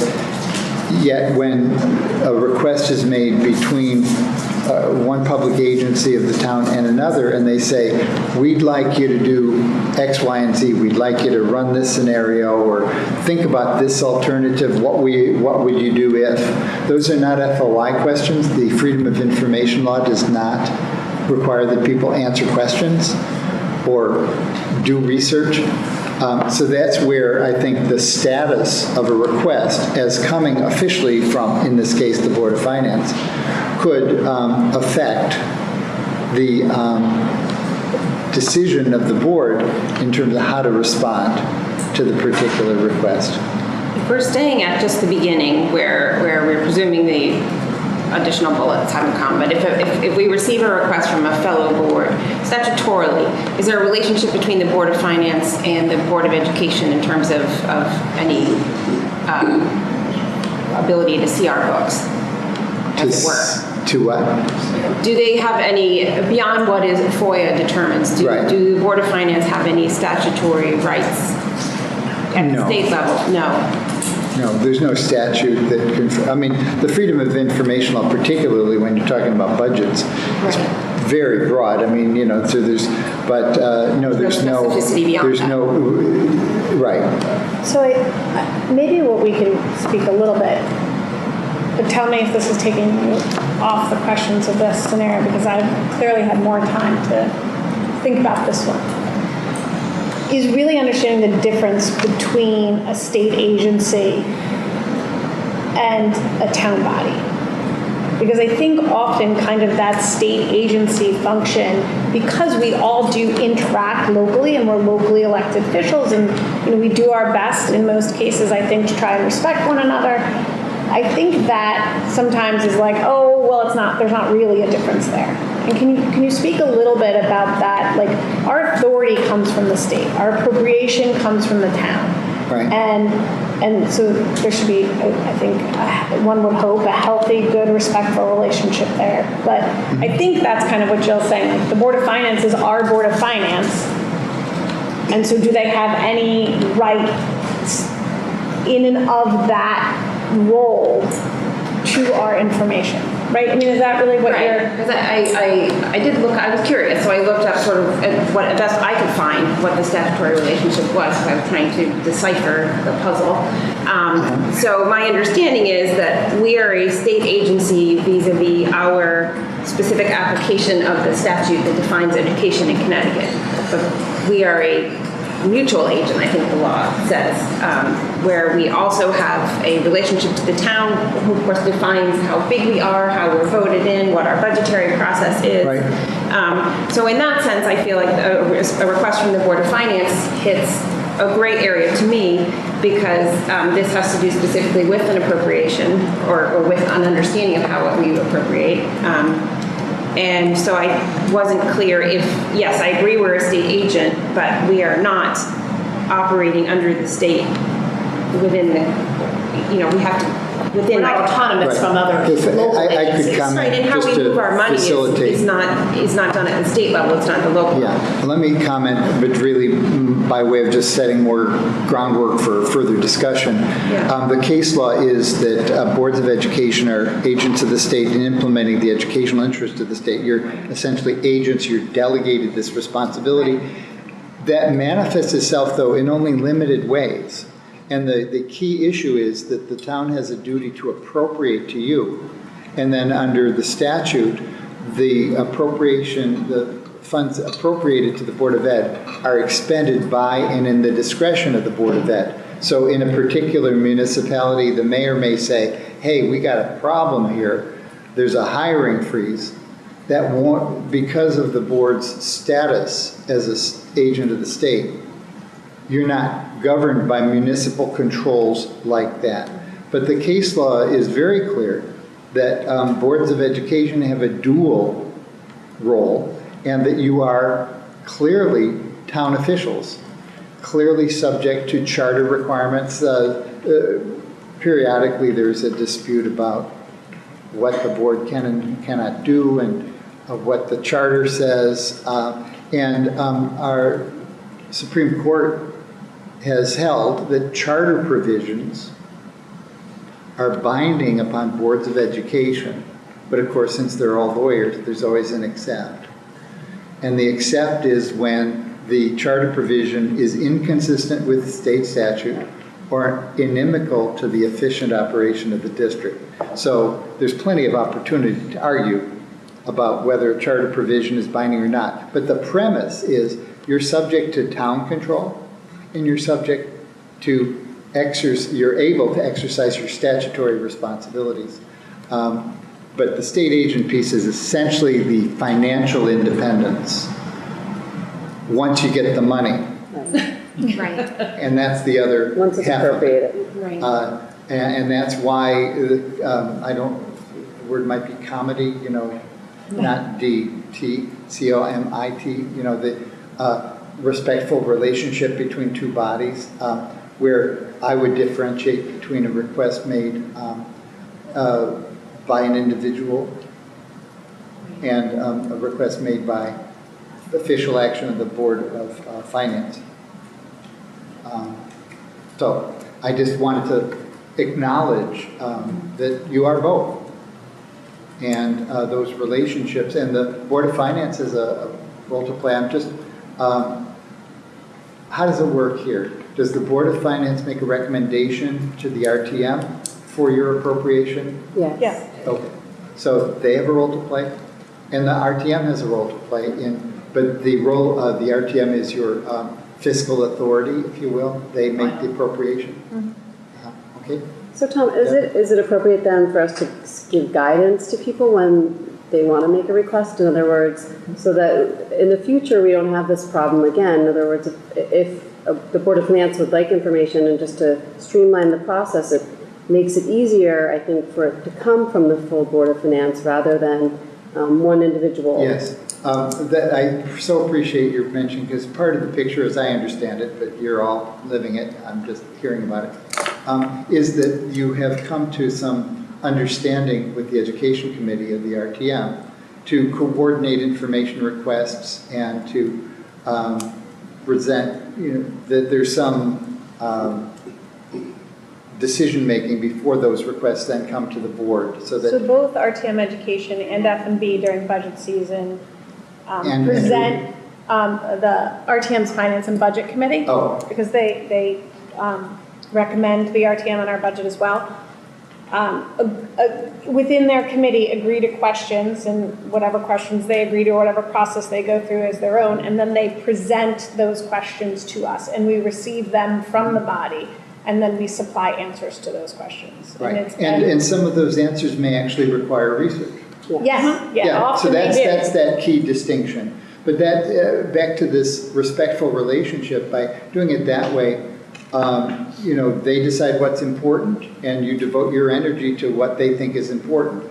Individual members have their right to ask for information, but to the extent that this scenario, this situation can morph into a larger discussion between the Board of Ed and the Board of Finance as to whether they want or would be willing or you'd be interested in following a similar model as with the RTM committees. That would just be a good conversation. I don't know, how it's going to come out, but when I heard about the process, it just seemed like that made good sense for the body who has a legitimate interest in the information, because they have a statutory responsibility to fulfill, for them to make decisions as to what's important, so that you're focusing in your responses on what's important. Does that make sense? But it came also to this, scenario. It had nothing, in my mind, nothing to do with the content of the request, but rather the potential for the amount of work required. And I think that's where the process steps in. So if it's a large request, and I think in this instance it was ultimately determined that it wouldn't be, but you want to be mindful, because frankly, as a board member, to me, this administration has responsibility of over 4,000 children and hundreds of employees that they must manage and deal with on a daily basis.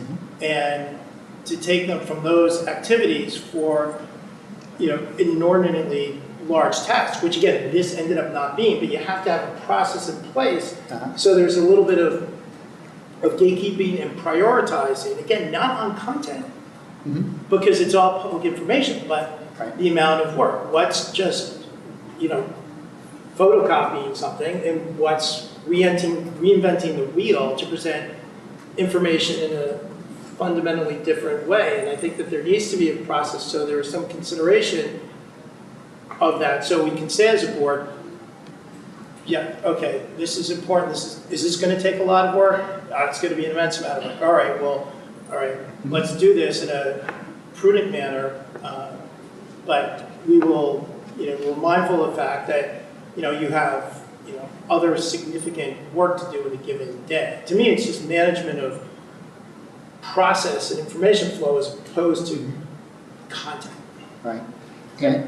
I'm sorry, in this case, as I understood it, when the request was initially made, it was presented as hopefully a very quick request, as had been demonstrated by the same request to the town. But moving on from that, are you suggesting then that a request from the chair of another committee is not sufficient for the Board of Ed to act or to request, to pass along that request to the administration? I leave that decision to you. The legal answer is that the Board of Finance hasn't made a request if the board chair the chair of the Board of Finance makes a request, you have to decide how you want to handle the situation.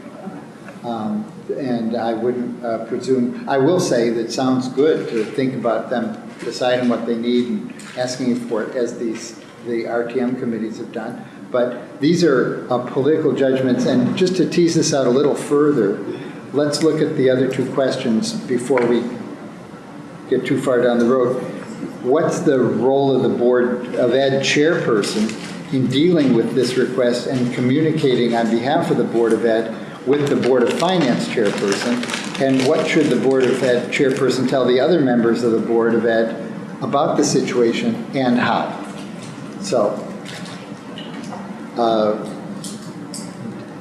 what is the role of the board? The board of, may I just ask a factual question? Was this request sent to you in the first instance? Yes. Okay. So, well, I have a thought about that. Yes. Being that if we were to understand that it's an individual making a request and it's a FOIA, FOIAs typically go, well, two things. I would say FOIAs typically go to the superintendent. So I feel like where I probably... Well, actually, you said typically, you're sounding like a lawyer. I think what you meant is always. Is there any real circumstance? Always. They should, right? And so I think where, if I looked at this situation amongst our board, where I think I should have recognized it as an individual request, and rather than asking the chair whether it was or it wasn't, I should have just sent it to the superintendent as an individual request to handle. I don't know, I think, I was trying to figure out what is this. Right. But I think for the board, what I probably should have done is just said, hand it off to the superintendent. Just to add on that, we don't typically get notified of every FOIA request. No. So in other words, if something like this happens in the future, it would go to the superintendent, and we don't typically get notified regarding FOIA requests. Right. That's proper procedure? It is, because a response on a Freedom of Information request is an operational issue, and the superintendent is responsible for operational issues. But I don't think we need to be blind to the fact that in this case it was a request made by a town official, a member of the Board of Finance. But I think how that's handled in the first instance, the superintendent would exercise his judgment as to whether to bring this back to the board because of the status of that individual, and that concern might just escalate even further if it wasn't an individual member of the Board of Finance. But to Krista's question, the chair of the Board of Finance makes an individual request. It's not the Board of Finance didn't vote, but this person is the chair of the Board of Finance. That should go to the superintendent as a request. It's when one town body takes an action and engages with another town body, then that's a board responsibility. But in the first instance, I think the request should be viewed as an operational issue, and then the superintendent, in further consultation with the board, would decide whether it becomes a board issue, because it may be an invitation to intra-board discussion as to how best to give that Board of Finance the information they need to do their job without unnecessarily burdening the administration. So I think, and again, I've had more time to think of this looking back at it, it was represented as a Board of Finance request. It felt individual to me, and I hybrided it, right? I went back as a government request to the government agency, and what I should have done is recognize that there was not a public agency requesting it and sent it to the superintendent. And if that had happened, then the second part of the question, which is what communication should other board members expect? Because stuff's going on and you're on the board and you want to know what's going on. Had this been strictly treated as an information request and let the superintendent figure it out, then that makes moot the issue.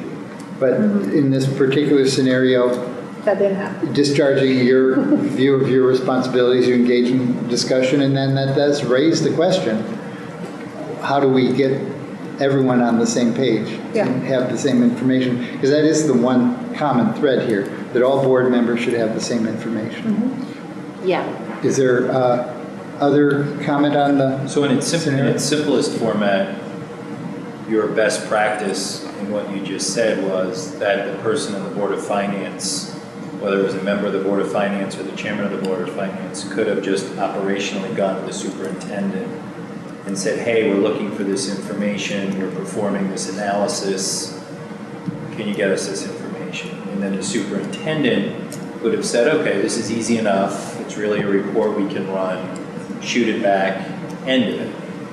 If the superintendent said, wow, this is going to require some work, then the superintendent could have informed the board of the chair of the Board of Ed, and said, what are your thoughts on, this is going to take some work. So to Mike's point, it takes away from what their day jobs are. Right. But we have to all function as one town in terms of doing what's right and getting stuff done, and then they would determine what the response is back to the Board of Finance. Mm-hmm. But I think the distinction is it a Board of Finance request, which is an intergovernmental request, or is it an individual request? Which I don't know that we can determine here, because I think that's up to the Board of Finance over whether or not it was an official request or not. That's not really, I don't know that we have the ability to. No, because I guess that's a good question for, if the Board of Finance is a public agency, Yes? right?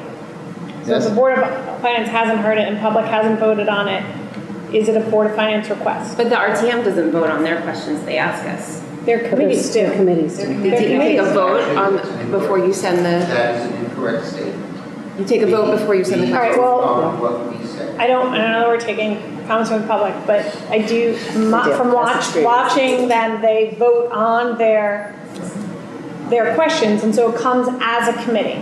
So here, I think the distinction is not a matter of whether we're setting Board of Finance rules, it's public agency rules. Can something be considered a request from a public agency if the public agency hasn't heard it in public or voted on it? Public agencies cannot take action except through votes. Except through what? Through votes. So here what it was is, So it was, if it were just to change the scenario, if the Board of Finance chair makes a request, it is a request of the Board of Finance chair. You decide what that means, what the significance is, but it isn't legally a request from the Board of Finance because public agencies can only act through votes. It's possible that the Board of Finance delegated, responsibility to its chair. Well, in this case, that individual, as we understand it, was chair of the audit committee and was acting in his capacity. but Okay, that's not an but- action of the public agency. Right. But I guess I don't see how we can be telling the Board of Finance how they should be ordering work, and then we start looking at how everybody works, the RTM works with every other body. So in let's town. just back up here. Let's circle back. Yes. You're the attorney. You're here to guide us. You're here to give us best practices. Let's stop talking in a big circle here and give us some guidance as to how this should have played out. Well, The fact that it was a request from a member of the Board of Finance and that it wasn't voted on and requested from the Board of Finance. You've said a couple of different things that to me just muddy the water. But I think as a board, we have to get to a resolution as to how do we want to interact with other folks in town. Yes. All right? So that's where I want to go with this question. Okay, and Stop talking I'd in a like big circle. to start with asking the superintendent to comment on his view as to how best to handle these circumstances. I believe that all requests for information should come through the superintendent. Now, I had to respond to one laws, and that's the Board of Ed. And it came from the first select woman, or a request for information came from the Board of Finance, or it came from the chair of an RTN committee. I would then bring that, I would hope it would come to me. I would then talk to the chair of the board and say, here's an interesting situation. I don't know where it came from, whether it was the whole board or it's an individual. But the question is, from my perspective, I can provide that information, or I cannot. Or, as I see it, a request such as this is a freedom of information request, and therefore I go back and suggest that maybe we should write back to that person or call that person and say, make a freedom of information request, and we'll consider it. But again, the superintendent should not be interacting with these various boards directly. This request for information comes to the superintendent needs to discuss that with the board to see where it should be a board decision. That's my opinion. Is that helpful? No. Okay, so why not? Because for me, I hear the error is that the Board of Finance member made a mistake of not going directly to the superintendent, but rather to the chairperson. That's where I'm seeing the mistake. If it went directly to the superintendent, then it would have been handled in a different manner. So now it seems like I'm putting the onus on the Board of Finance member for how to properly request it. No, well, I'm just sitting here and I heard Tara say that in hindsight, just referring this immediately to the superintendent would have avoided this whole discussion. And so I didn't infer from that there was blame being placed on the individual requesting information, but rather there was an opportunity to clarify how you're going to operate as a board and understand that these requests go to the superintendent in the first instance. And Tara's good faith engagement, trying to figure out what this was ultimately unnecessary. And So I don't know if this would clear it up, but since I was in it, I'm going to throw out there. I think there's two things going on. Anyone in the public can request information. And so this was someone requesting information. And so I should have recognized that as a FOIA like anyone else and sent it to the superintendent. Because it was saying in the Board of Finance is requesting, it caused the question for me of public agencies. Never heard this talked about, seen about in a meeting. I don't see it in any minutes, although the only minutes up are January and February. Did I miss something? Is there something else going on? Is this an agency? Question. And we get into some of the other details because of the conversations between the chair and I on what it was and what it wasn't. Rather than if we had just recognized it as an individual request and passed it on to superintendent, it could have stopped a whole lot of hullabaloo. But I do think there's a differentiation that is important to make because we do need to understand what public agencies do or not. And I think we as a board should be very proud that we do. We do our work in public. We do it at the table. It's very clear what is board work and what is not. Public agencies work through votes in public meetings. This was an individual request, maybe in order to be able to do work that they saw with Board of Finance. That's fine. And so that's me trying to figure out that piece of it is where the conversations began. And so as I think you all saw in my response back to John, I was like, let's just handle it like a FOIA request. It'll get done timely. It'll take priority because they need to be prompt. And it was requested in a specific medium for which FOIA allows, and there's not a debate at this point. The debate and the conversation had gone on so long that it seemed best, and quite frankly, in the best interest of the fact that the Board of Education, in my opinion, should be focused on students and policies and kids, and instead we were engaging in like multiple emails to just say, let's get it done. And how do we get it done quick, fast, and appropriately? And the best way I could see is let's treat it individually. Let's get it done promptly. Let's get it done medium requested, and let's get it over to the administration. So I think had I, look, you always go back and forth. Had I not tried to figure out whether this is public agency or individual, we could have solved the problem quicker maybe. But I do think that is a distinction because we do need to recognize when things are coming in from agencies, like we work well with the RTM, and we have an agreed upon set, and when not. And maybe it's just because the Board of Finance does not typically request things from us after budget season. In fact, I can't remember a time when they have, that it caught us off guard, and maybe we need to sit down and just have that conversation because I think education and F&B understand the process very well. And since the process felt so different, it caused questions for me.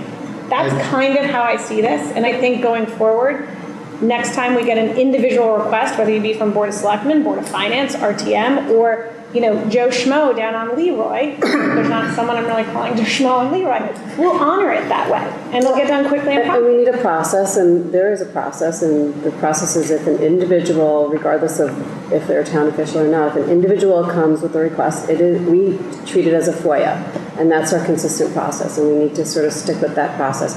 I think there's a distinction when it becomes a request from the Board of Finance or the Board of Selectmen that the entire body has voted and opined on, and that request becomes something that I think at the board level we should be able to discuss and consider. I think That's what the Dr. Landon said, right? It goes to him first, but then if it's a board thing, it comes to us versus a FOIA request, right? How are we distinguishing that? Just so I can clarify. An individual request, there's nothing the board has now or ever has to hide. Correct. From anybody independent. No. But the scenario But that Deb government- just described where it's coming back to the board, how are we distinguishing?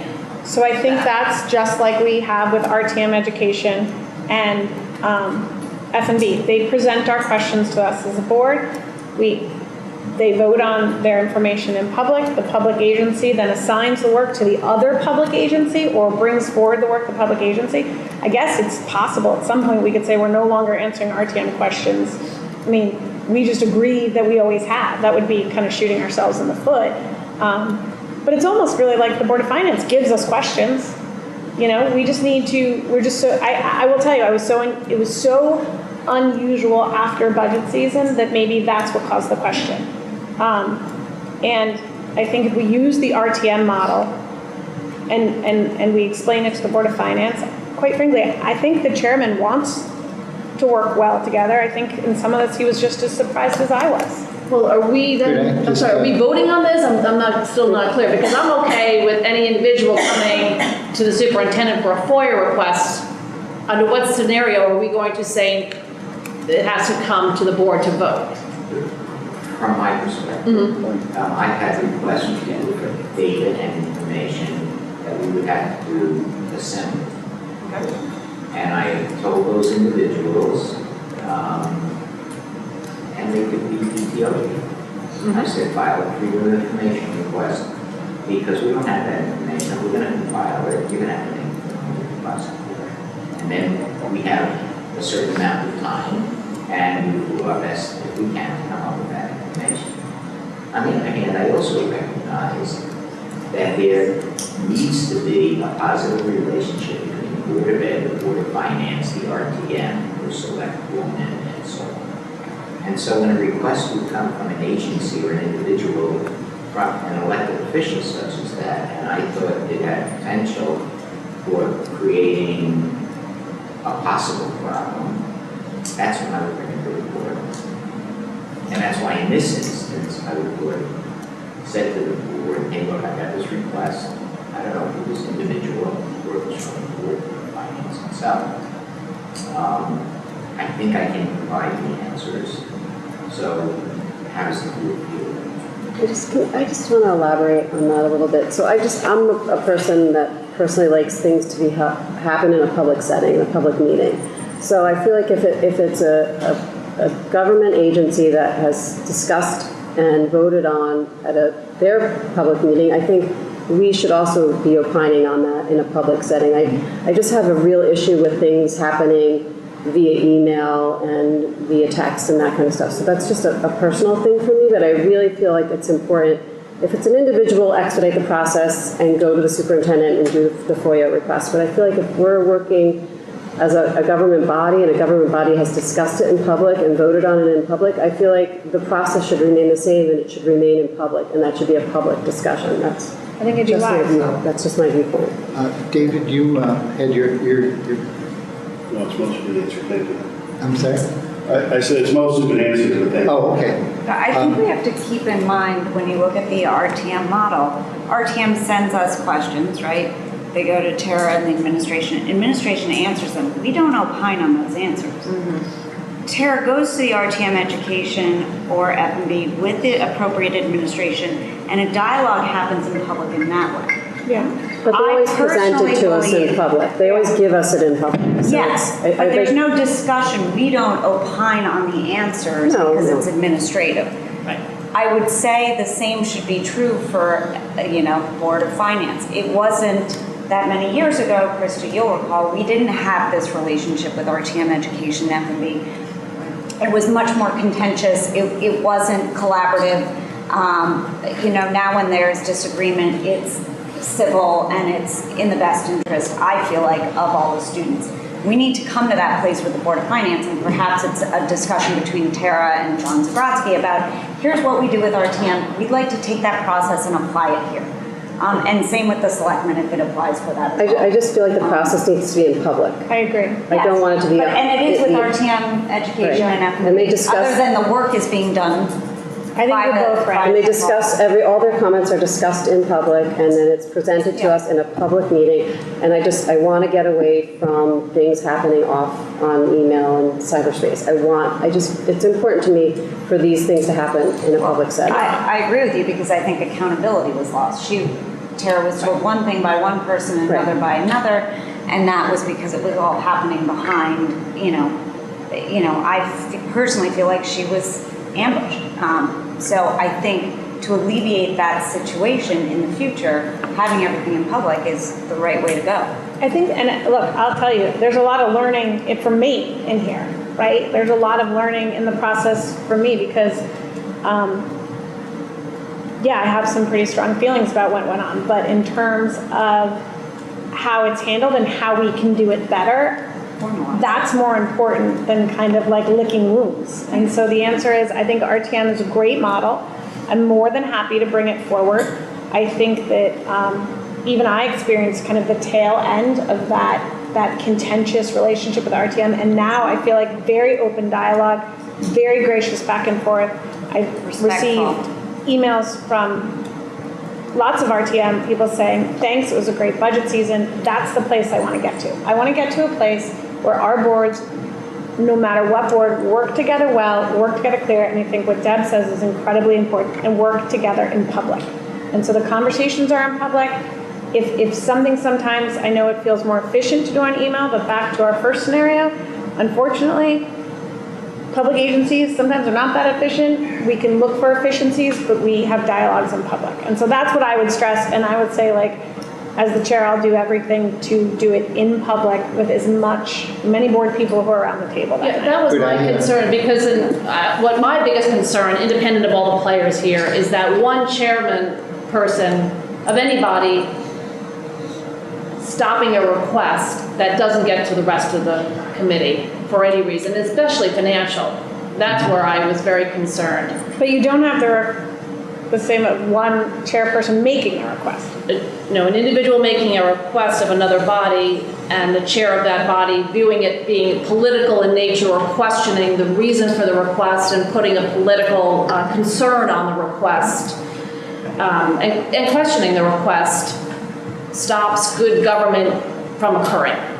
So that's my concern. Point of order, I don't think the word politics necessarily has anything to do with it. Okay, point of order, I believe it did. Okay, so we're talking about my email. We can do, yeah. Okay, I'd like to answer Duke's question. He said, what's the best practice? And I'd like to essentially synthesize where you are and what you may wish to consider further.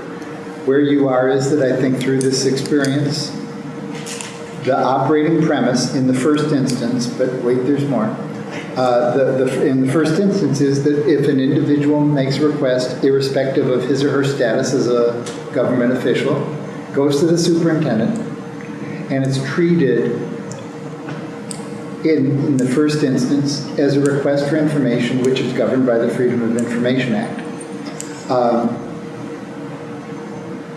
You are also, I'm hearing, that if through public discussion and decision, one body makes a request of you, then you, through public discussion and decision, would respond to that request. How you do that and whether there are more efficient ways to do that is appropriately a discussion between this Board of Education and the Board of Finance. If I could just... what I think is unanswered and worthy of further consideration by you is whether and what special privilege you would confer upon a person who is a public official but isn't acting through a public vote. You may say, no, what I've just said, summarized is as far as we want to go, or you may say that if someone is an elected official in the town, then the superintendent should treat that request in a way different from the typical FOI request. So that was, I think that's where, that's my summary of the conversation. David, you had a question, a comment? So I'm just trying to distinguish that from the framework we had earlier on 2 points. The framework was as a board member, if I can the superintendent with an issue, as I can handle it, discuss the framework, go through a big determination of one, the amount of work and quantity of work involved, and then whether that should be disseminated out. We have another scenario where that's going to be a comedy issue as well as whether that should be a FOIA request. So we're just trying to square between two situations, and both the superintendent's gatekeeper will decide in terms of the amount of work how to elevate that and determine whether it's a FOIA request or not. So if I go to the superintendent as a board member request, is that treated as FOIA, or how do we distinguish that now? Am I required anytime I speak to the superintendent making a FOIA request? No, that certainly wasn't, that wasn't so why would it be true for someone who's not a board member? Well, I think there are two separate circumstances where a board member wants information, but that's back to the fundamental distinction between freedom of information request and a request between town bodies. The freedom of information request is limited, the response is limited to what records do we have that are responsive to this request, period. We're not going to run scenarios, we're not going to do research. However, both town bodies or board members individually may have an interest in information that goes beyond finding responsive records, but rather develops information, does research, offers an opinion as to what's good or bad. Those are not FOI responses. Those are responses to requests for information that could be made either at the board level or from other town bodies. So to follow up on that, I think I read somewhere that a board member doesn't have any special authority outside of the board meeting. Yes. So if I go to the superintendent as a board member, I don't have any special powers since I'm not in the meeting. So why would a request from the general public be treated any different than myself outside the board meeting? Well, because the distinction is that you as a board member don't have the right as an individual to command the superintendent, but you are a public servant giving of your time, and if you have a request for information, it's completely appropriate to ask the superintendent with the further understanding that if it's easy, everyone's going to get it. If it's hard, it's going to come back to the board for decision as to whether that research is done. But isn't this? I'm sorry, one quick one. Yeah. So it's a quick follow-up then. So I don't have special authority as a board To command. To command. Right. But I can request. Right. And that would hopefully in a calmly appreciatory way be given special consideration because Yes. it's served at the time. So should we not extend that same sort of courtesy to a board member of another board member, another board within the town? Now, I think you've put your finger on exactly what I said warrants further discussion among the members of the board. I guess we're in agreement. But- that is So I the think question part of, for the I board. think part of where we are is there are times where the RTM requests work that requires analysis. And we've come up with a process by which we honor doing that analysis because we have an agreed upon process during budget season. I think, to Dave, to your point, anyone can request information, but FOIA does not require analysis. And I'm not saying this request required analysis, but I'm just saying I think part of that needs to So I hear come the into distinction what play. you're saying, but again, that went back to the process. Either way, the superintendent's going to look at two questions. You know, what is the scope of work? And then in some instances, what is the FOIA request? So there's always going to be a scope of work determination, regardless. That's an issue which is secondary, whether it's FOIA or whether it's on a coding basis. So I mean, either way, those same decisions are made in that process. Well, so I think scope of work under FOIA, it doesn't really matter. Like someone could request all the emails we ever wrote, right? Under FOIA, they can do that.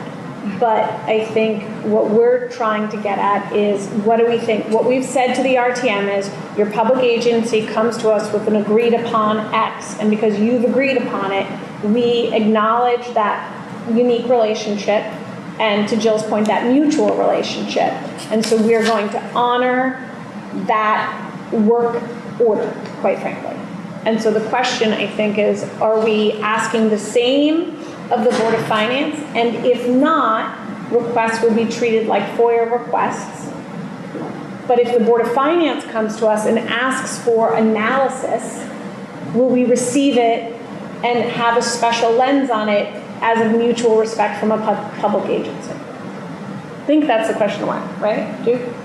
So, I agree. But I guess the wrench that to me I need clarity on also is the voting component of it. Mm-hmm. So if they have a conversation, if another public agency has a conversation and votes on a request, I agree with everything Deb and the rest of the crew has said here, but suppose they don't vote and they have a discussion to the point of they've got an audit subcommittee, the audit subcommittee would like this information, the chair agrees. To me, that gets to the point of how do you accommodate that other board without it? Does that then become an individual FOIA request, whether it comes from an individual member or the chair because it wasn't voted on? And then how does it work in terms of us then having the ability to have public conversation on it? I guess we still could if the request came to us. I think it's the difference, the distinction in both cases is the difference between existing documents, which is FOIA. It's the only thing that FOIA can be. And analysis, which is document that is going to be created that doesn't already exist. So I think we need to have a process. FOIA is FOIA, but if you want an analysis that doesn't exist, then we have to have a procedure by which we determine whether or not that's that's an appropriate function for the administration at the given time. And only the administration can inform us on, the ability,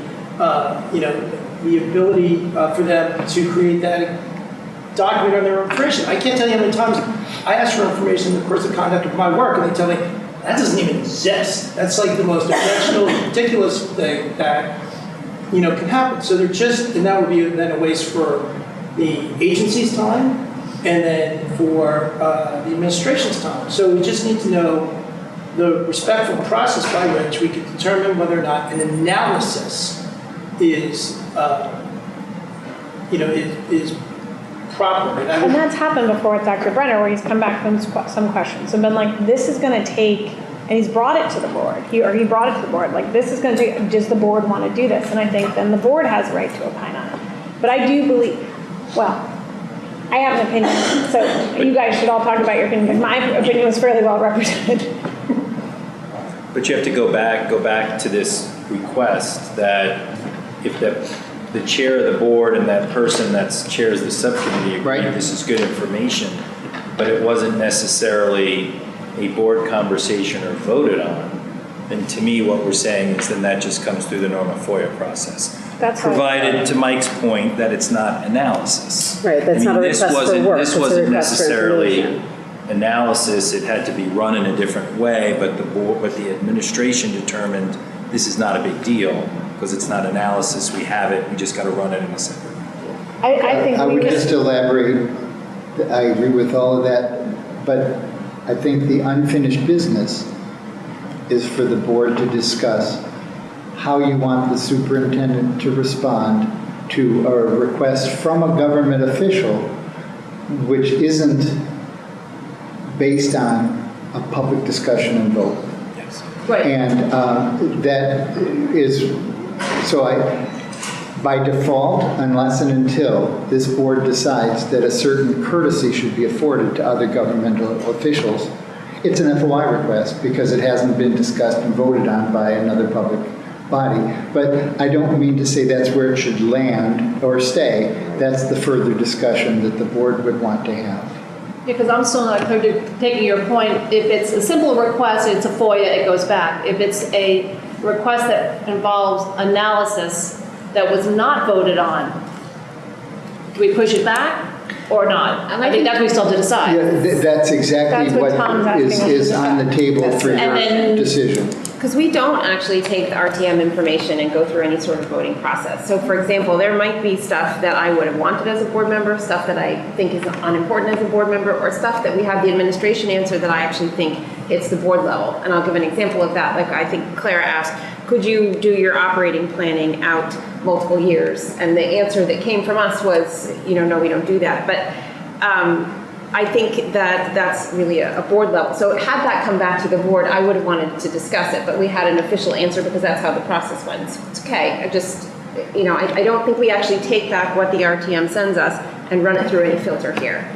So I would say I don't think that's the goal. I think what we're talking about, and I see what you're saying, I actually think that's something that if we hear and we think is important, we should end up discussing as a board, but anyone can have a question, right? Anyone can come up with public comment, anyone can do any of those things. Right. I think the question, which Krista, I think, just elaborated again, and Dave hit upon, and actually Deb has hit upon, is what do we think when we have do we think that having government, being an elected official provides status for receiving information?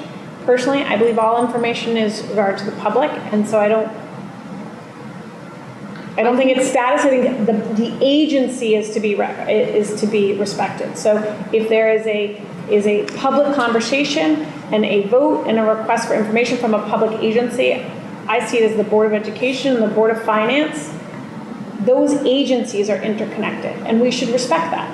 And so that's what we do with the RTM. I think the RTM model is a really good model to put forward, but I put it out to the board because that's what I went with, and if the board feels differently, I need to hear. Are we voting on the policy, or should we put that on an agenda item? I think it's a good question, Tara, but are we going to decide this now, or are we putting this for? No, we can't vote. Okay, all right, so maybe we can table that question and we. I don't think we table. I think we can talk about it. I think people have to say how they feel about it. But I think we need to set a decision in public and vote on that. We also need to talk about what's in process and out of process. We have a defined budget process, and this came outside of the defined budget process. And so I think to do that now? if we're within that, we seem to have a set of procedures which we could question or not. But if we are outside of anything we've already defined, then how do we move forward? I think it's the question we're on. Yeah. I think that's why we're having this retreat, to kind of work out the operations. So let's have it. And then if we need to, if we're going with our existing process, we're going with our existing process. If we're changing process, then that can be and needs to be handled by a vote. That's in a different meeting, not this, because this is not a vote. What I like about the RTM education process is because if you're a citizen, NFB, is that you can be, if you're a citizen of this town, you can tune in to one of those meetings and you can hear the conversation about that body's proposal or request for information that comes to us, whether or not we have much comment on it. But you can look and you can see, oh, this is what the Education Committee is thinking about, and they want answers from the Board of Ed. Oh, maybe I'll watch the next Board of Ed meeting and see what they have to say. In the situation of the email analysis request, that doesn't, like I said an hour ago, that doesn't happen in public. And and to others' points, there's no way to know that even occurred unless you happen to FOIA it. So how does someone, wow, the Board of Finance think that there's a big problem, that they want all this information from the Board of Education. Maybe that's why, maybe not, I don't know. No one in the public even knows if you get these information requests that aren't discussed publicly at one end and then aren't at the other end. Well, if it's in the FOIA log, we'll know, but I take your point. Well, I don't think, transparency. Does anyone have a problem with the current process we have with the RTM sitting down, being explained to the chair and seeing if the chair of the Board of Finance would like to continue along that and is amenable to that process? I think there's some tweaks, but I don't, like I said, I think there are questions that hit at different levels. I think there are questions that might be better answered by the board, and there are questions that should be answered by the administration when we look at the RTM and F&B questions. So I think we need to look at our process and say, what should we be answering here at this table, and what should we task to administration to answer? Right now, we're tasking the whole thing to administration. So I would say there, I think we need to take a look, but in terms of the actual steps. So then what you would say is policy, the things that fall under board care are policy, budget, questions can come to board, but they would still need to be informed upon by the administration. Sure. But what we're But I saying to think- the other agencies is much like the RTM. When you come as a public agency with a request, it is delivered by vote and public discussion. If you have an individual request, we will honor requests for information like we do FOIA requests. There are no secrets here. But in terms of analysis, or in terms of representing, this is a, let's pick on EPC for a minute, so don't keep saying Board of Finance, right? Like, this is an EPC request. That request happens if you're going to, by public agency, by a vote and discussion in public, and that's how we understand things. And we use the RTM and the good relationship we have with F&B and education as a model. Are you amenable to the model? So let's take another cut at it. So let's say we're talking about the building committee, we're talking about the BOP projection, right? So let's say we need to look at that projection again. And the building committee wants the board to take another look at that projection. Did that, does that just happen, or are you gonna, is the building committee need to take a vote, pop that over to If us? the building committee wants any changes to the educational specs, they need to come back to the Board of Education. So you voted on it. That's like a very defined process. So that is very clear. There's no doubt about that. if you want to And vote on it, you can comment on it, but I think the building committee's been incredibly respectful of that. Yeah. Or having another scenario where. I'm just trying to think of scenarios. Yeah, no, I'm just saying, like, that's another great model to show, like, Right. but that's also governed by rules of building, and towns build, schools don't, but towns can't change educational specifications. So, if anyone feels differently, that's how we ended up here, but I do think public agencies, to Deb's point, talk and discuss and vote in public. That's what we've held the RTM with. We haven't taken like individual questions. But I don't know if their practice is universal. I think we have a good relationship with the RTM and how we exchange information, but how are we going to handle it outside of budget? I think that's where we got the hiccup this time, because Board of Finance came outside of budget. And what if RTM turns around next week and asks for a question? Are we going to make sure that they had voted upon it? But that's what I think we're discussing. Yeah, So we're trying to figure out a we all process. agree the budget process works. And to Tara's Right, point, in the it has budget. improved over the years. Right. So if we want to put forward that process to the Board of Finance, to whoever else we work with, I think, look, it's a lesson learned. Something came, quote unquote, off cycle. Right, we want to. And, that's why we're having this conversation. So- But I think as we go through the process of educating the other agencies that we work with, we have to make sure that everyone understands too that we're going to discuss it in public, we're going to vote, and the vote may be no.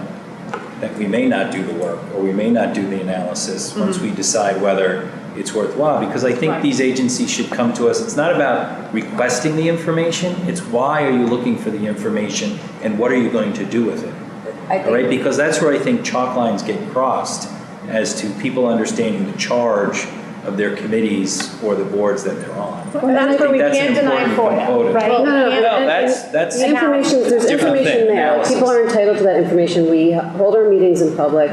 All our budget committee meetings are in public. All our deliberations are in public. The information is there. So there's a distinction between just wanting information that's already out there. You do your FOIA request so that but then there's a distinction of, is there work involved, and what is that work involved, and why are we then charging our administration with work that's been charged by another outside committee, commission, or board in town? So Could I just interject in to support that? I think that this isn't just a question of how much work it is. I think the fundamental distinction between responsive document and analysis is more than this analysis is a lot of work. I think that if another town body wants this administration to do an analysis, that's the board's business, because the question you ask determines in many cases the answer you get.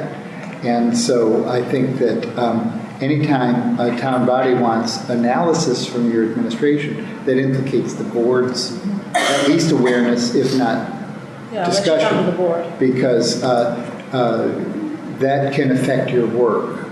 So you can't, it's not simply a matter of workload, it's a matter of role.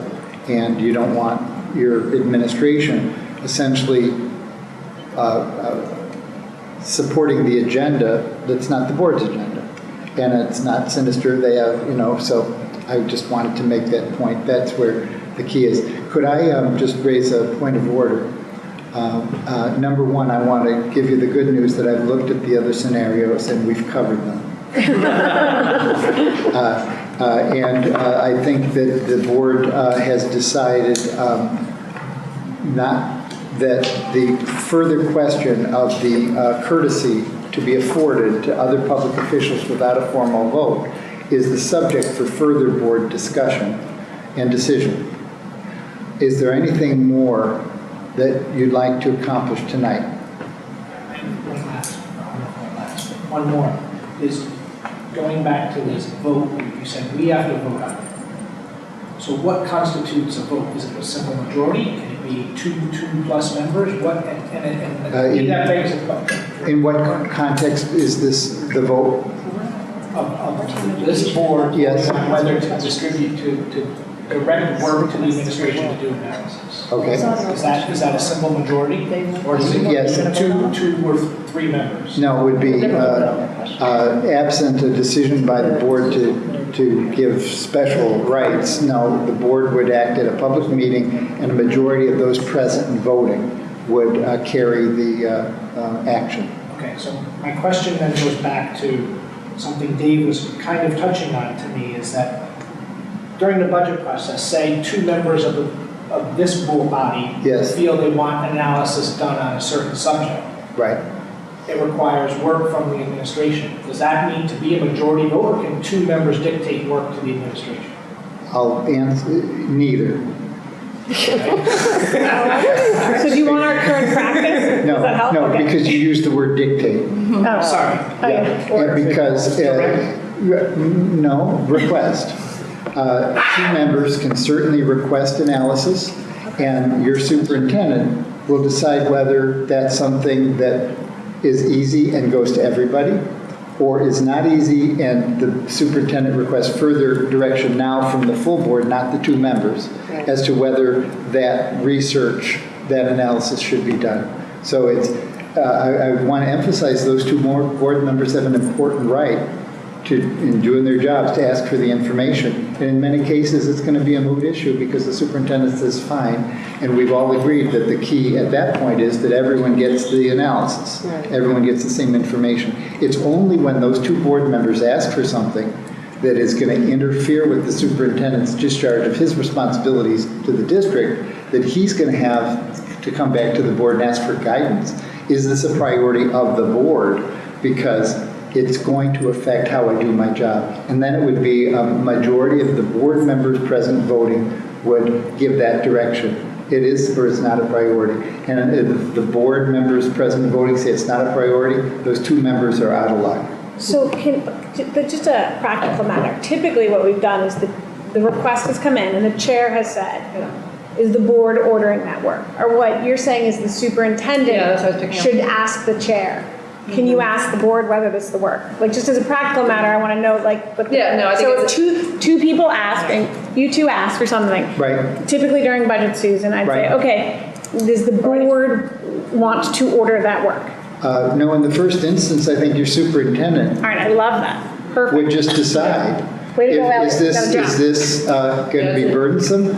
Because the superintendent wants to make sure that all board members get the information they want, unless the burden of providing that information creates another burden on the efficient operation of the district. So those two board members are that request is respected and fulfilled as long as everyone gets it, unless it's a problem. If it's a problem, the superintendent has to get guidance from the full board. Okay. I love that answer. What was the last thing? Say the last sentence again. If it's a problem, then the superintendent has to come back and get guidance from the full board, because there's always a price to pay. You spend time on this, you're not spending time on that. In many cases, it's not going to be an issue. Superintendent gives the information to everyone. But if it is a problem, then the board needs to set its priorities for having the superintendent spend his time. And that work that should be looked at in line with, does that work fall in line with the overall goals and objectives that the board has set out for the year? To your point of, if not, then those board members could be deemed out of line in terms of what they're asking for. Well, I'm reluctant to form judgments as to, in their own mind, they think it's important, so they ask for it. But to that point, and I don't, you said the word out of line, I was just using it, but. Oh. I hate being quoted.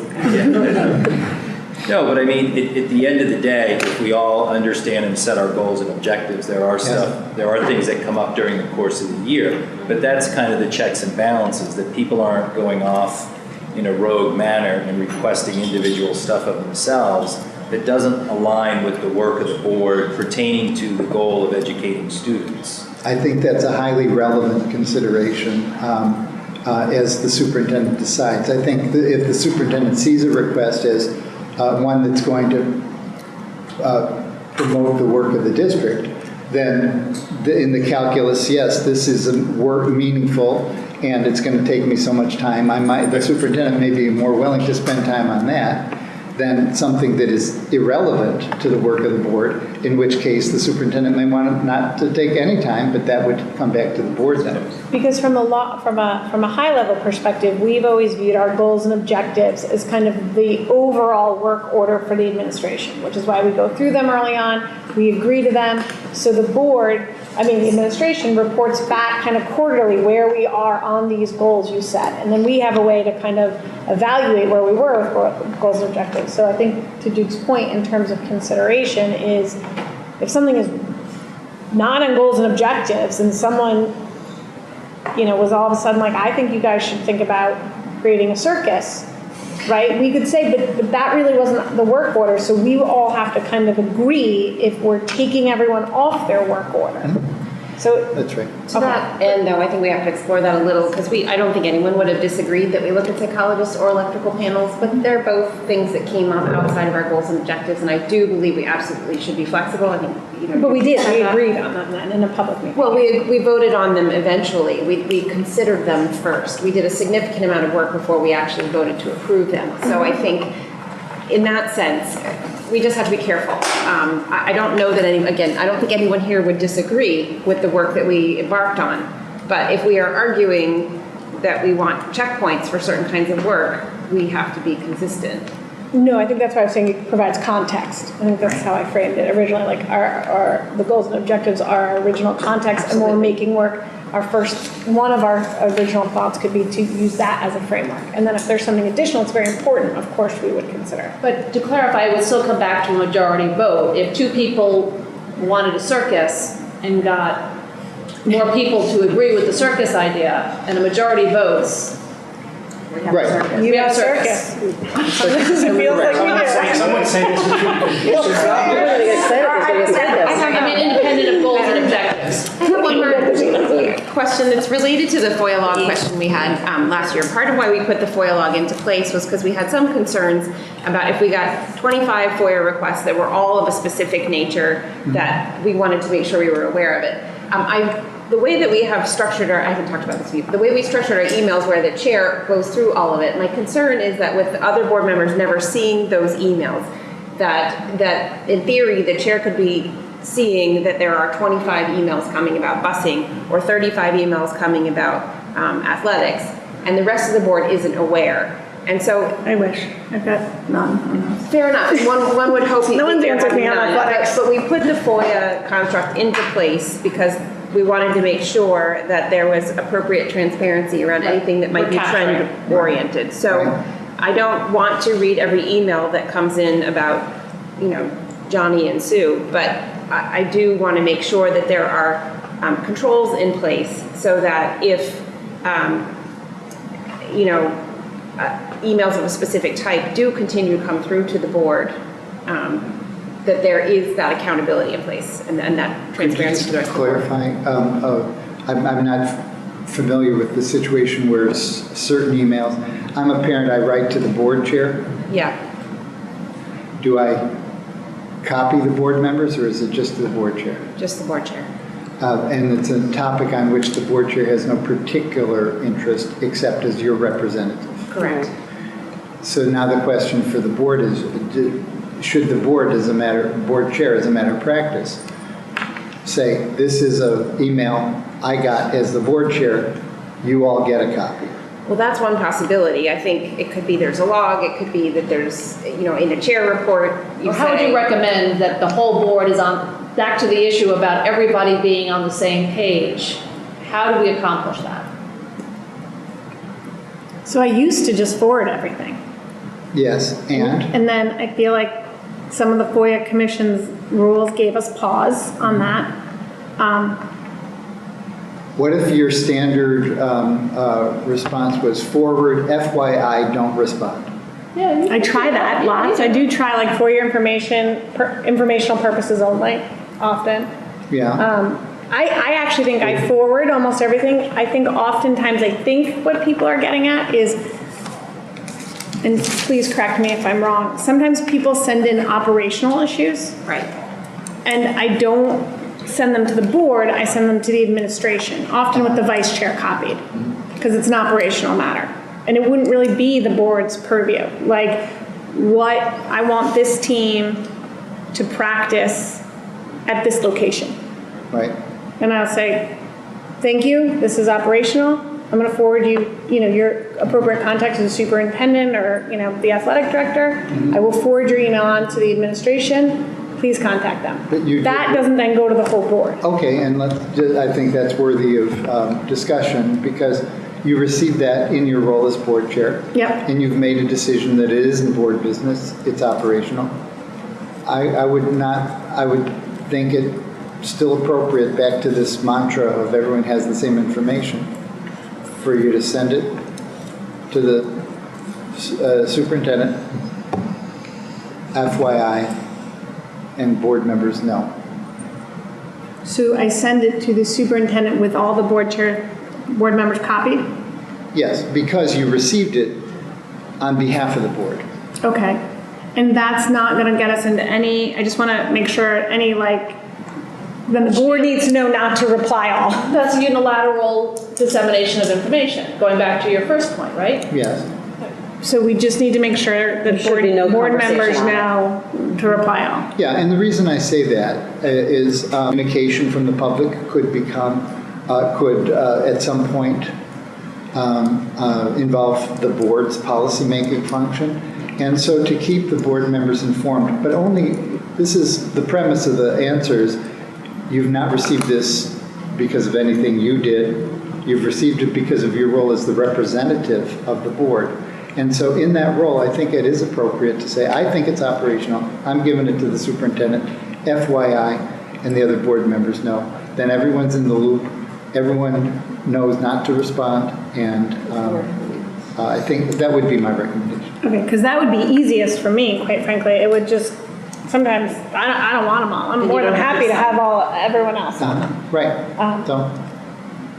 Great, easy peasy for me. Okay. You're all going to get a lot more emails. So I'm just doing a Google search. I don't know if this is going to work, but Gmail and Outlook have the ability to stop reply all.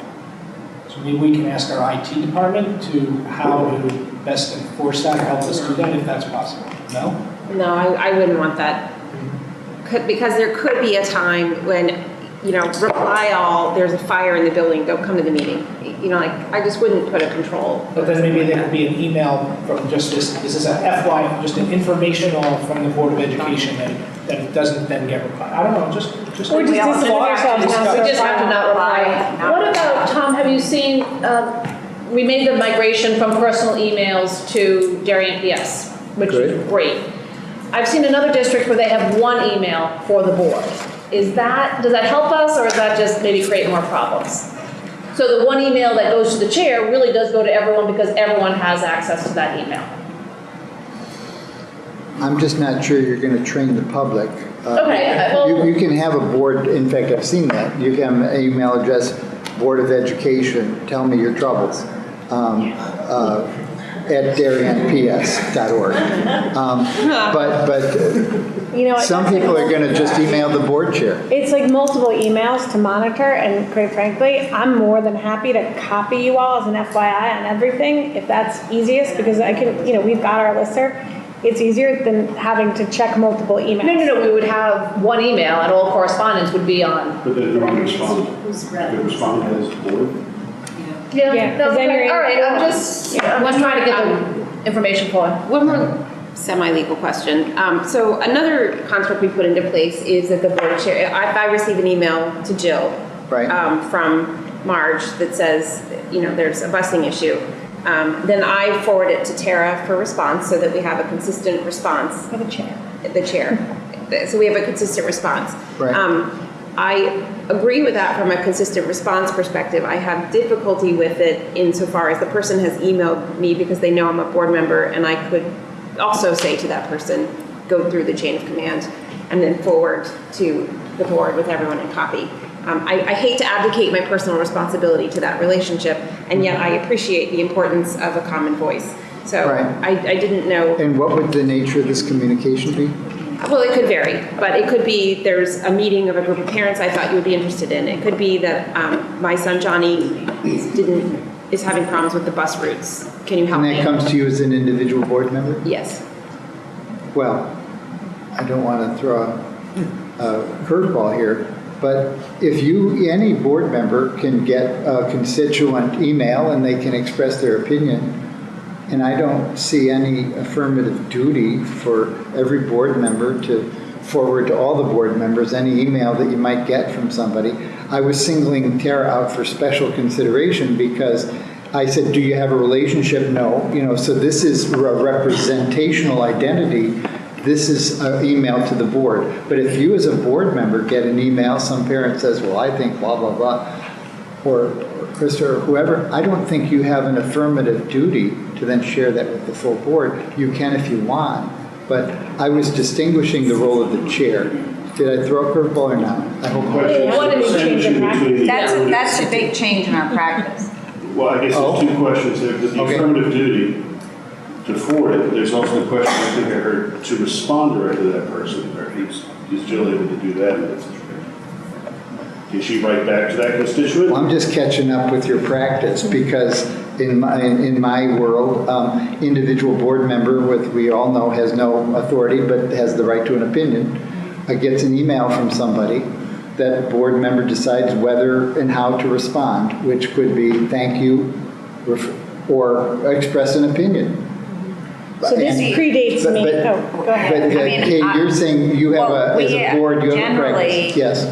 At least how I thought we were operating was if I receive an email, I will respond usually with a chain of command, right? Go to, I'm not your person, go to your principal, but I'll always CC our chair on it so that she's aware that I received this request, because if it goes up the chain of command and it ultimately comes to Dr. Landon, she will be aware that this originated with a board member.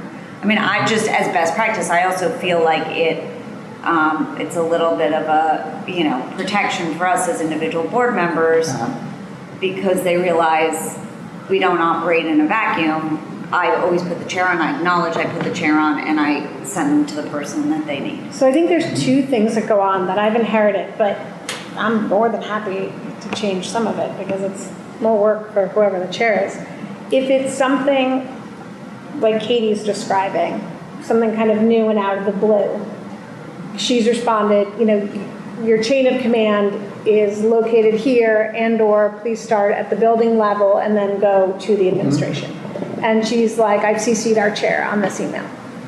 If it's something like Jill, and I think it did happen this year, there was a transportation issue with buses and lots of members were getting emails.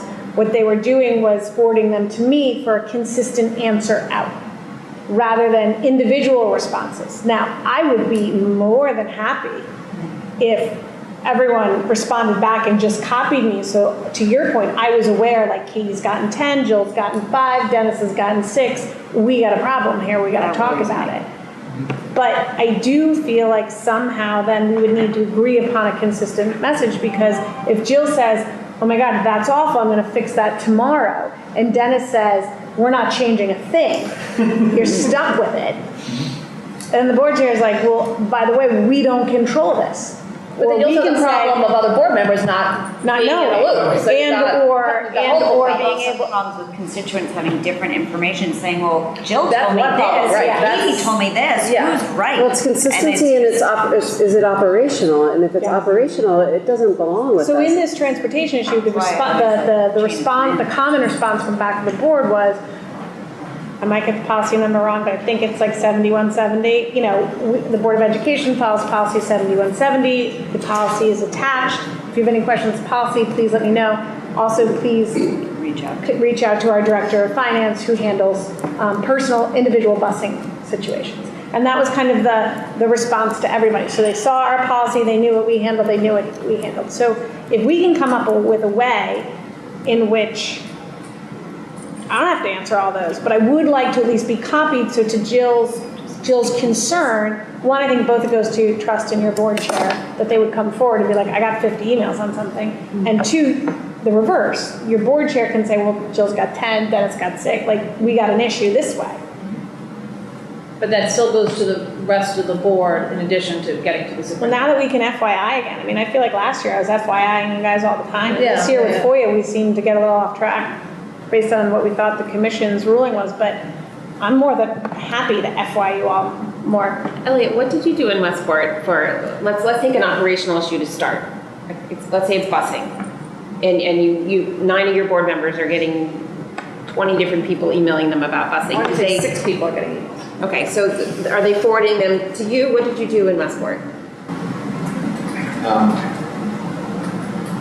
The board communicated directly with me. It did go to, on a rare occasion, it go to the board chair.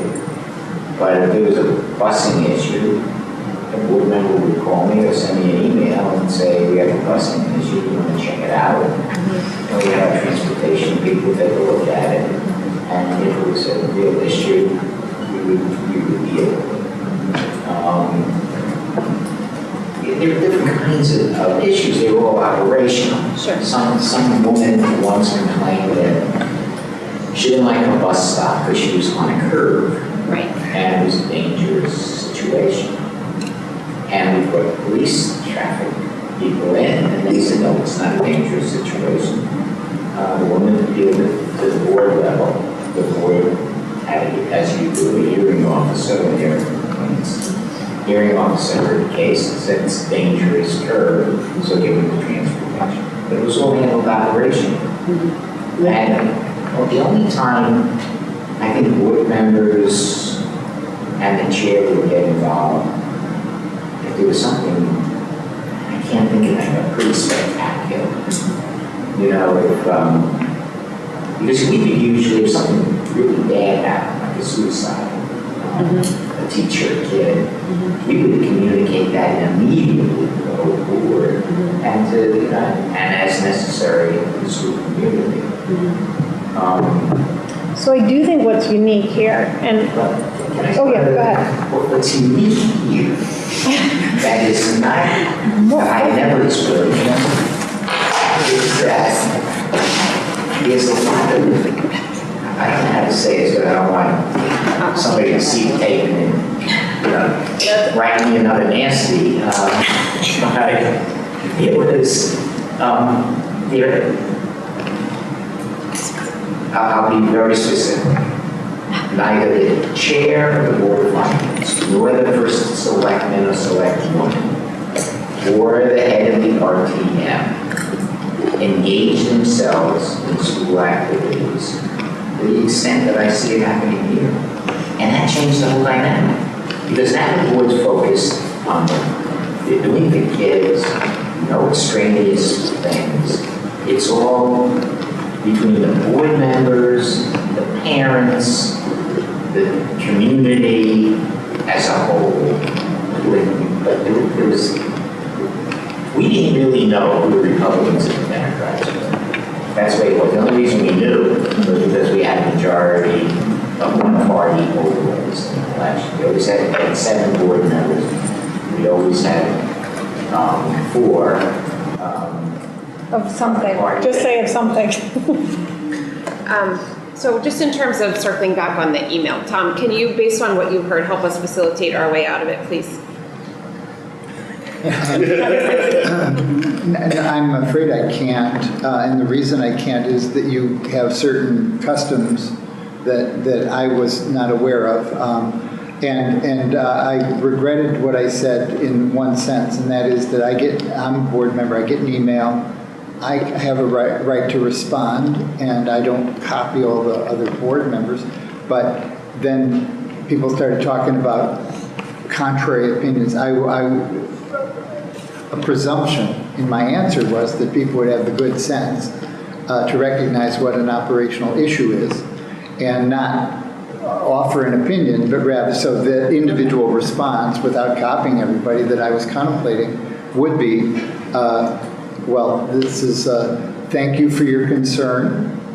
I'm just a lonely board member. This isn't my bailiwick, and I'm referring it to the superintendent. Okay. Or thank you for your concern, and as I do my job, I will take that into account. So, Isn't this also a conversation we're going to have when Dr. Adley arrives? Because his way may be different from Elliot's, right? Yeah, I mean, that's a this is great probably point. something we should address with Dr. Adley as well. So I also think, and that dovetails into what I was going to say, I think that's unique, and hopefully we're creating an environment, and I think Dr. Landon has really put us on a great footing to do so, but hopefully we're creating an environment for Dr. Adley that he wants to stay and be here in Darien. Because I do think part of what's happened is that with different superintendents, what's been the constant is the board and the board chair. And the more that's been the constant rather than the superintendent, the more people are either comfortable or familiar with emailing about operational things to the board because they're the constant, right? For the most part, we've been fairly constant. And the new members we've welcomed have been fantastic. But I think the more we create an environment that is focused on kids and policy and appropriate funding for good educational policies, and the more we entice our administration and our superintendents to stick around, and the more we do that, then people get used to, I don't need to go to the board on this. I know who to go to. I know who I get responses from. And then what comes back to us is only what they don't get responses on. And we may need to say, hey, is there an issue here? Or, hey, something's hit our policy. And I think Darien has suffered, quite frankly, because we haven't retained a superintendent. And I think that the environment my takeaway as chair is I am more than happy if we want to talk about with Dr. Adley best policies. By all means, I'm happy to send you guys everything as FYIs.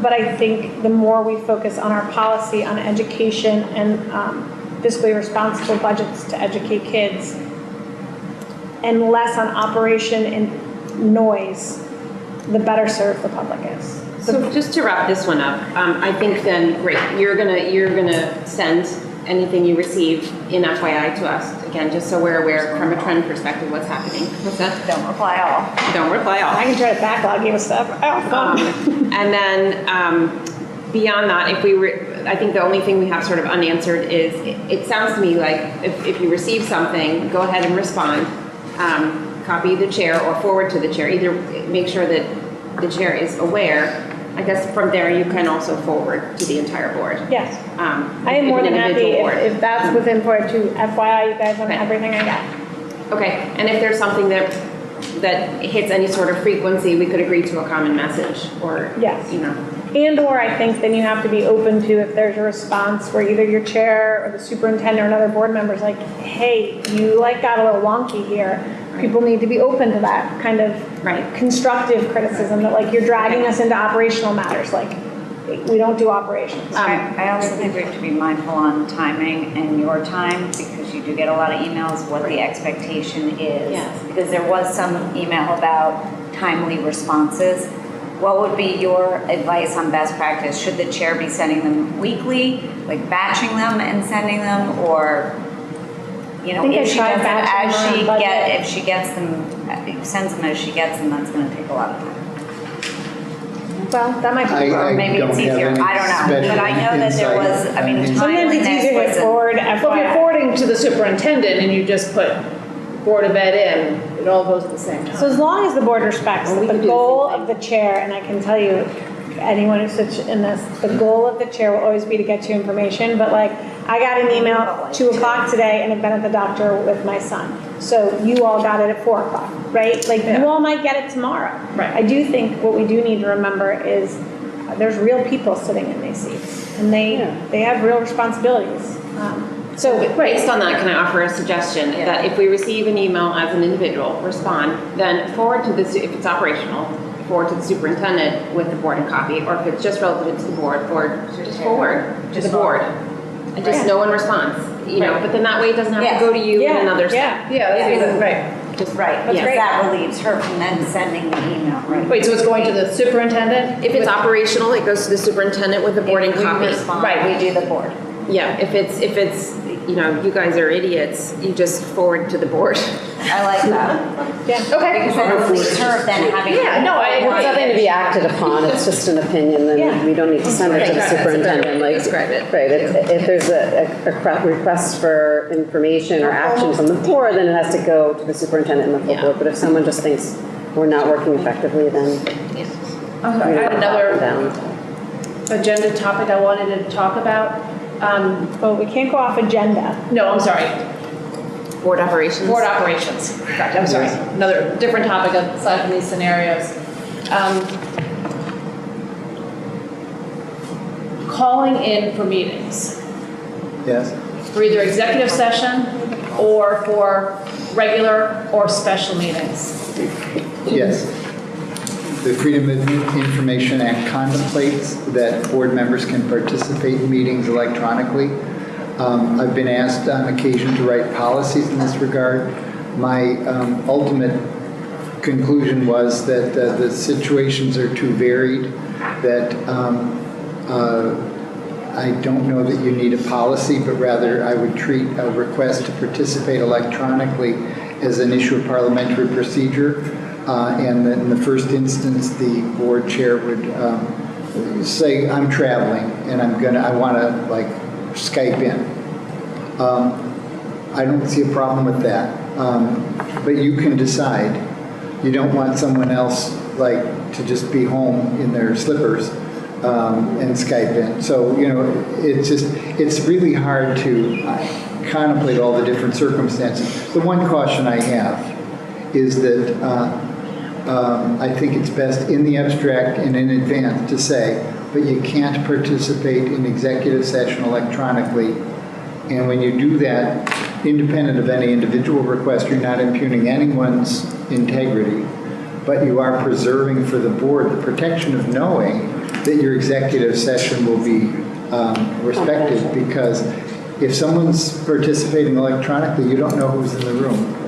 And you don't want to ever accuse someone, but that would be my recommendation as a safeguard in the abstract, in advance.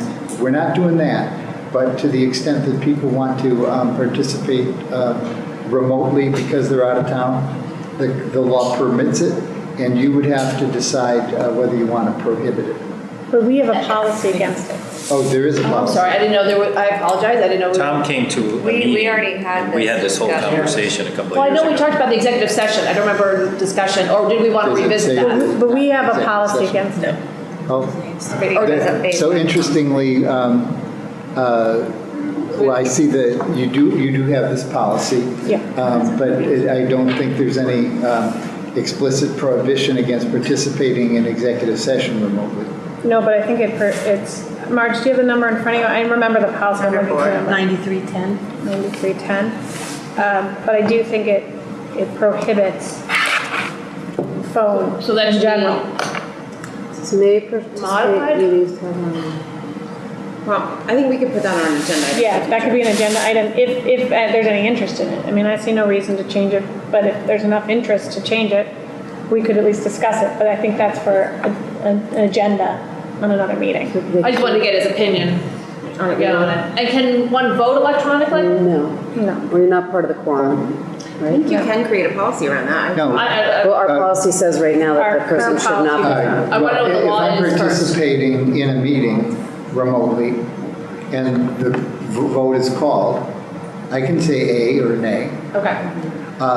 When you say vote electronically, you can never, it could never be in the nature of a proxy. You can't just send your vote. No, I'm sorry, I But meant- if you're participating in a meeting electronically, that participation can include a vote. But it says in our policy that they're not part of the quorum. So they're Yeah, not so considered you part of- can participate telephonically, It's but not a not part of Oh, quorum. that's interesting. Well, let me just offer a. All right, so we can participate electronically, or is it we can't? You gotta read 9310. Okay. You gotta read the policy. All right, no, no, But no. if it says, I can't read. So we a can. person, if it says a person participating electronically does not count for the quorum, How can they vote?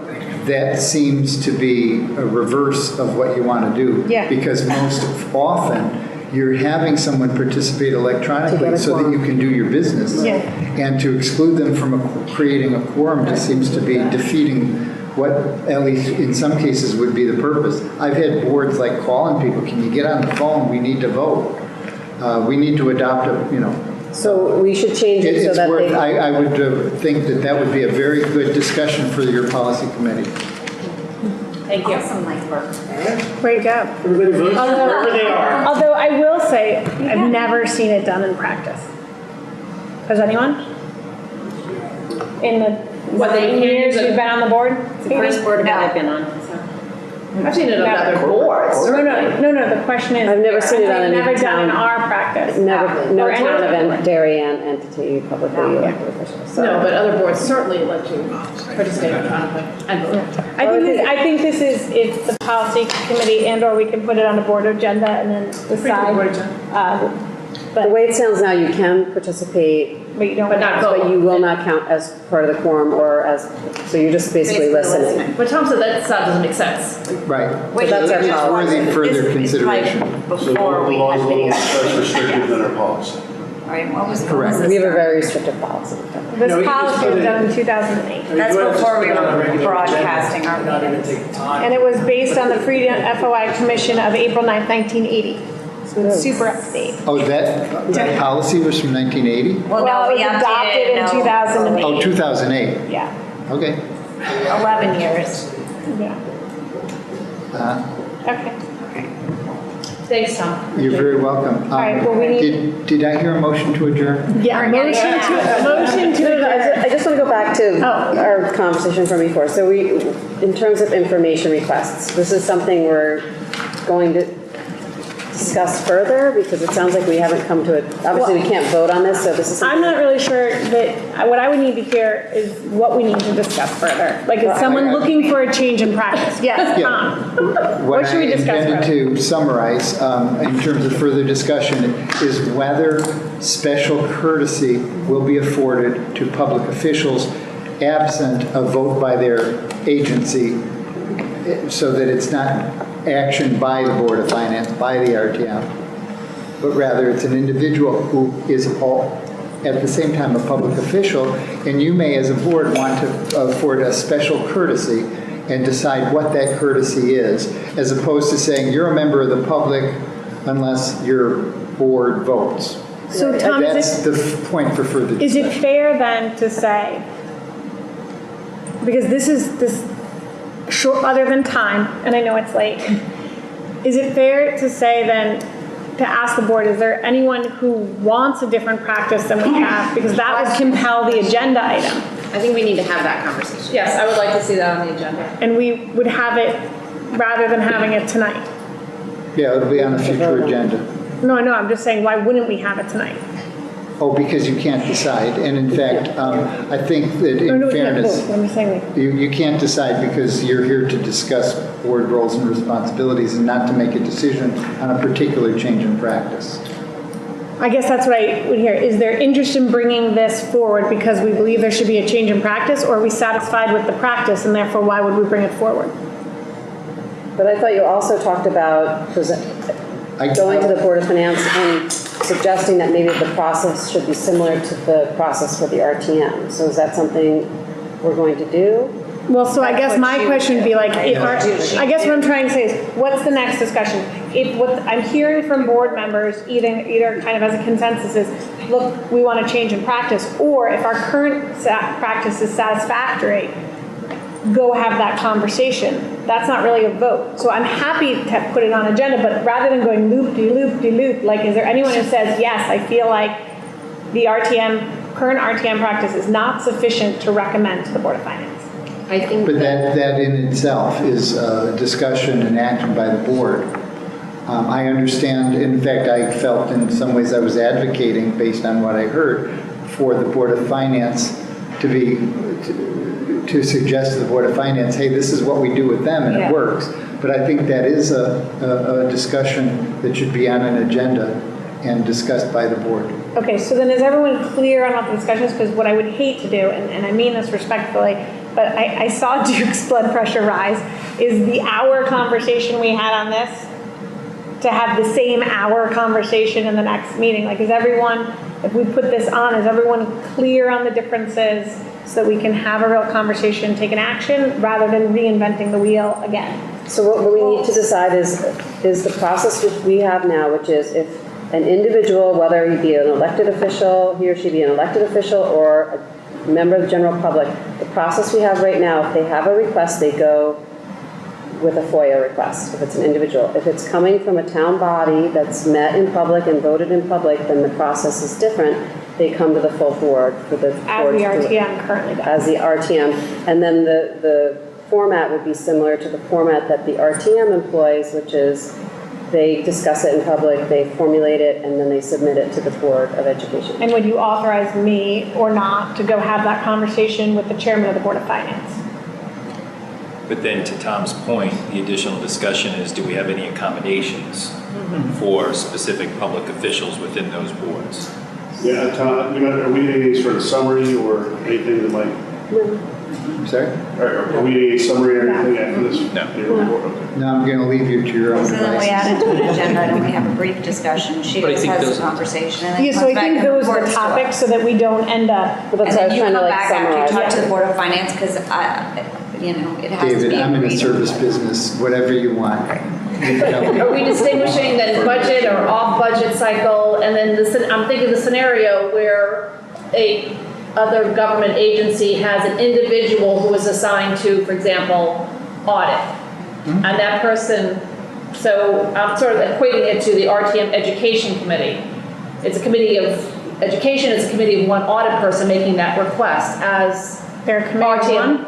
Well, it's run one, it- their role Yeah, is. run it backwards. Let's say Dennis is running facilities and he needs some information from facilities. He wants what the Public Works Garage did in terms of some sort of finance something, or he wants to know if there's any sort of operational model that we could adopt for our own. And some of this could be just purely informational and some of it could require some analysis. So how do we feel if it's us running from a subcommittee going out to ask for information? So I would say we could put that on the table. I don't think we have to answer that now. No, I just want to know what to put here. No, but because I I'm think concerned about if it's a person acting in a capacity of 1 versus of 5, are we that's the distinguishing that? discussion. Okay, That's like, okay. Because I think also to running it backwards, it's like, run it backwards. If I, or whomever is sitting as board chair, went out and said, well, the Board of Education wants this information, and you all were like, what?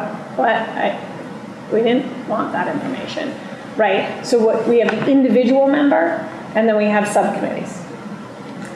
Okay.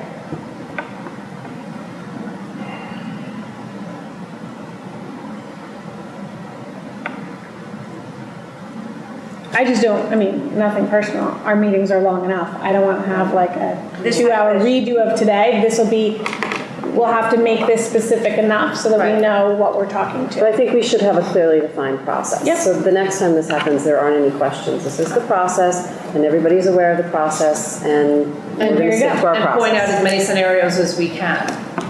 If it changes, and if not, make it clear. Well, yeah, I think like anything. Hopefully there aren't too many You go broad enough, and nobody's not too many scenarios. Well, I was thinking more about, are we gonna say budget versus budget cycle versus non-budget cycle? You know? Well, it's requests for information No, during. yeah. budget. We want to be. I'd like to move to adjourn. Yes, Okay. May I point out that's not a debatable motion? yes. All right, we need a motion. Have you met this Ruth?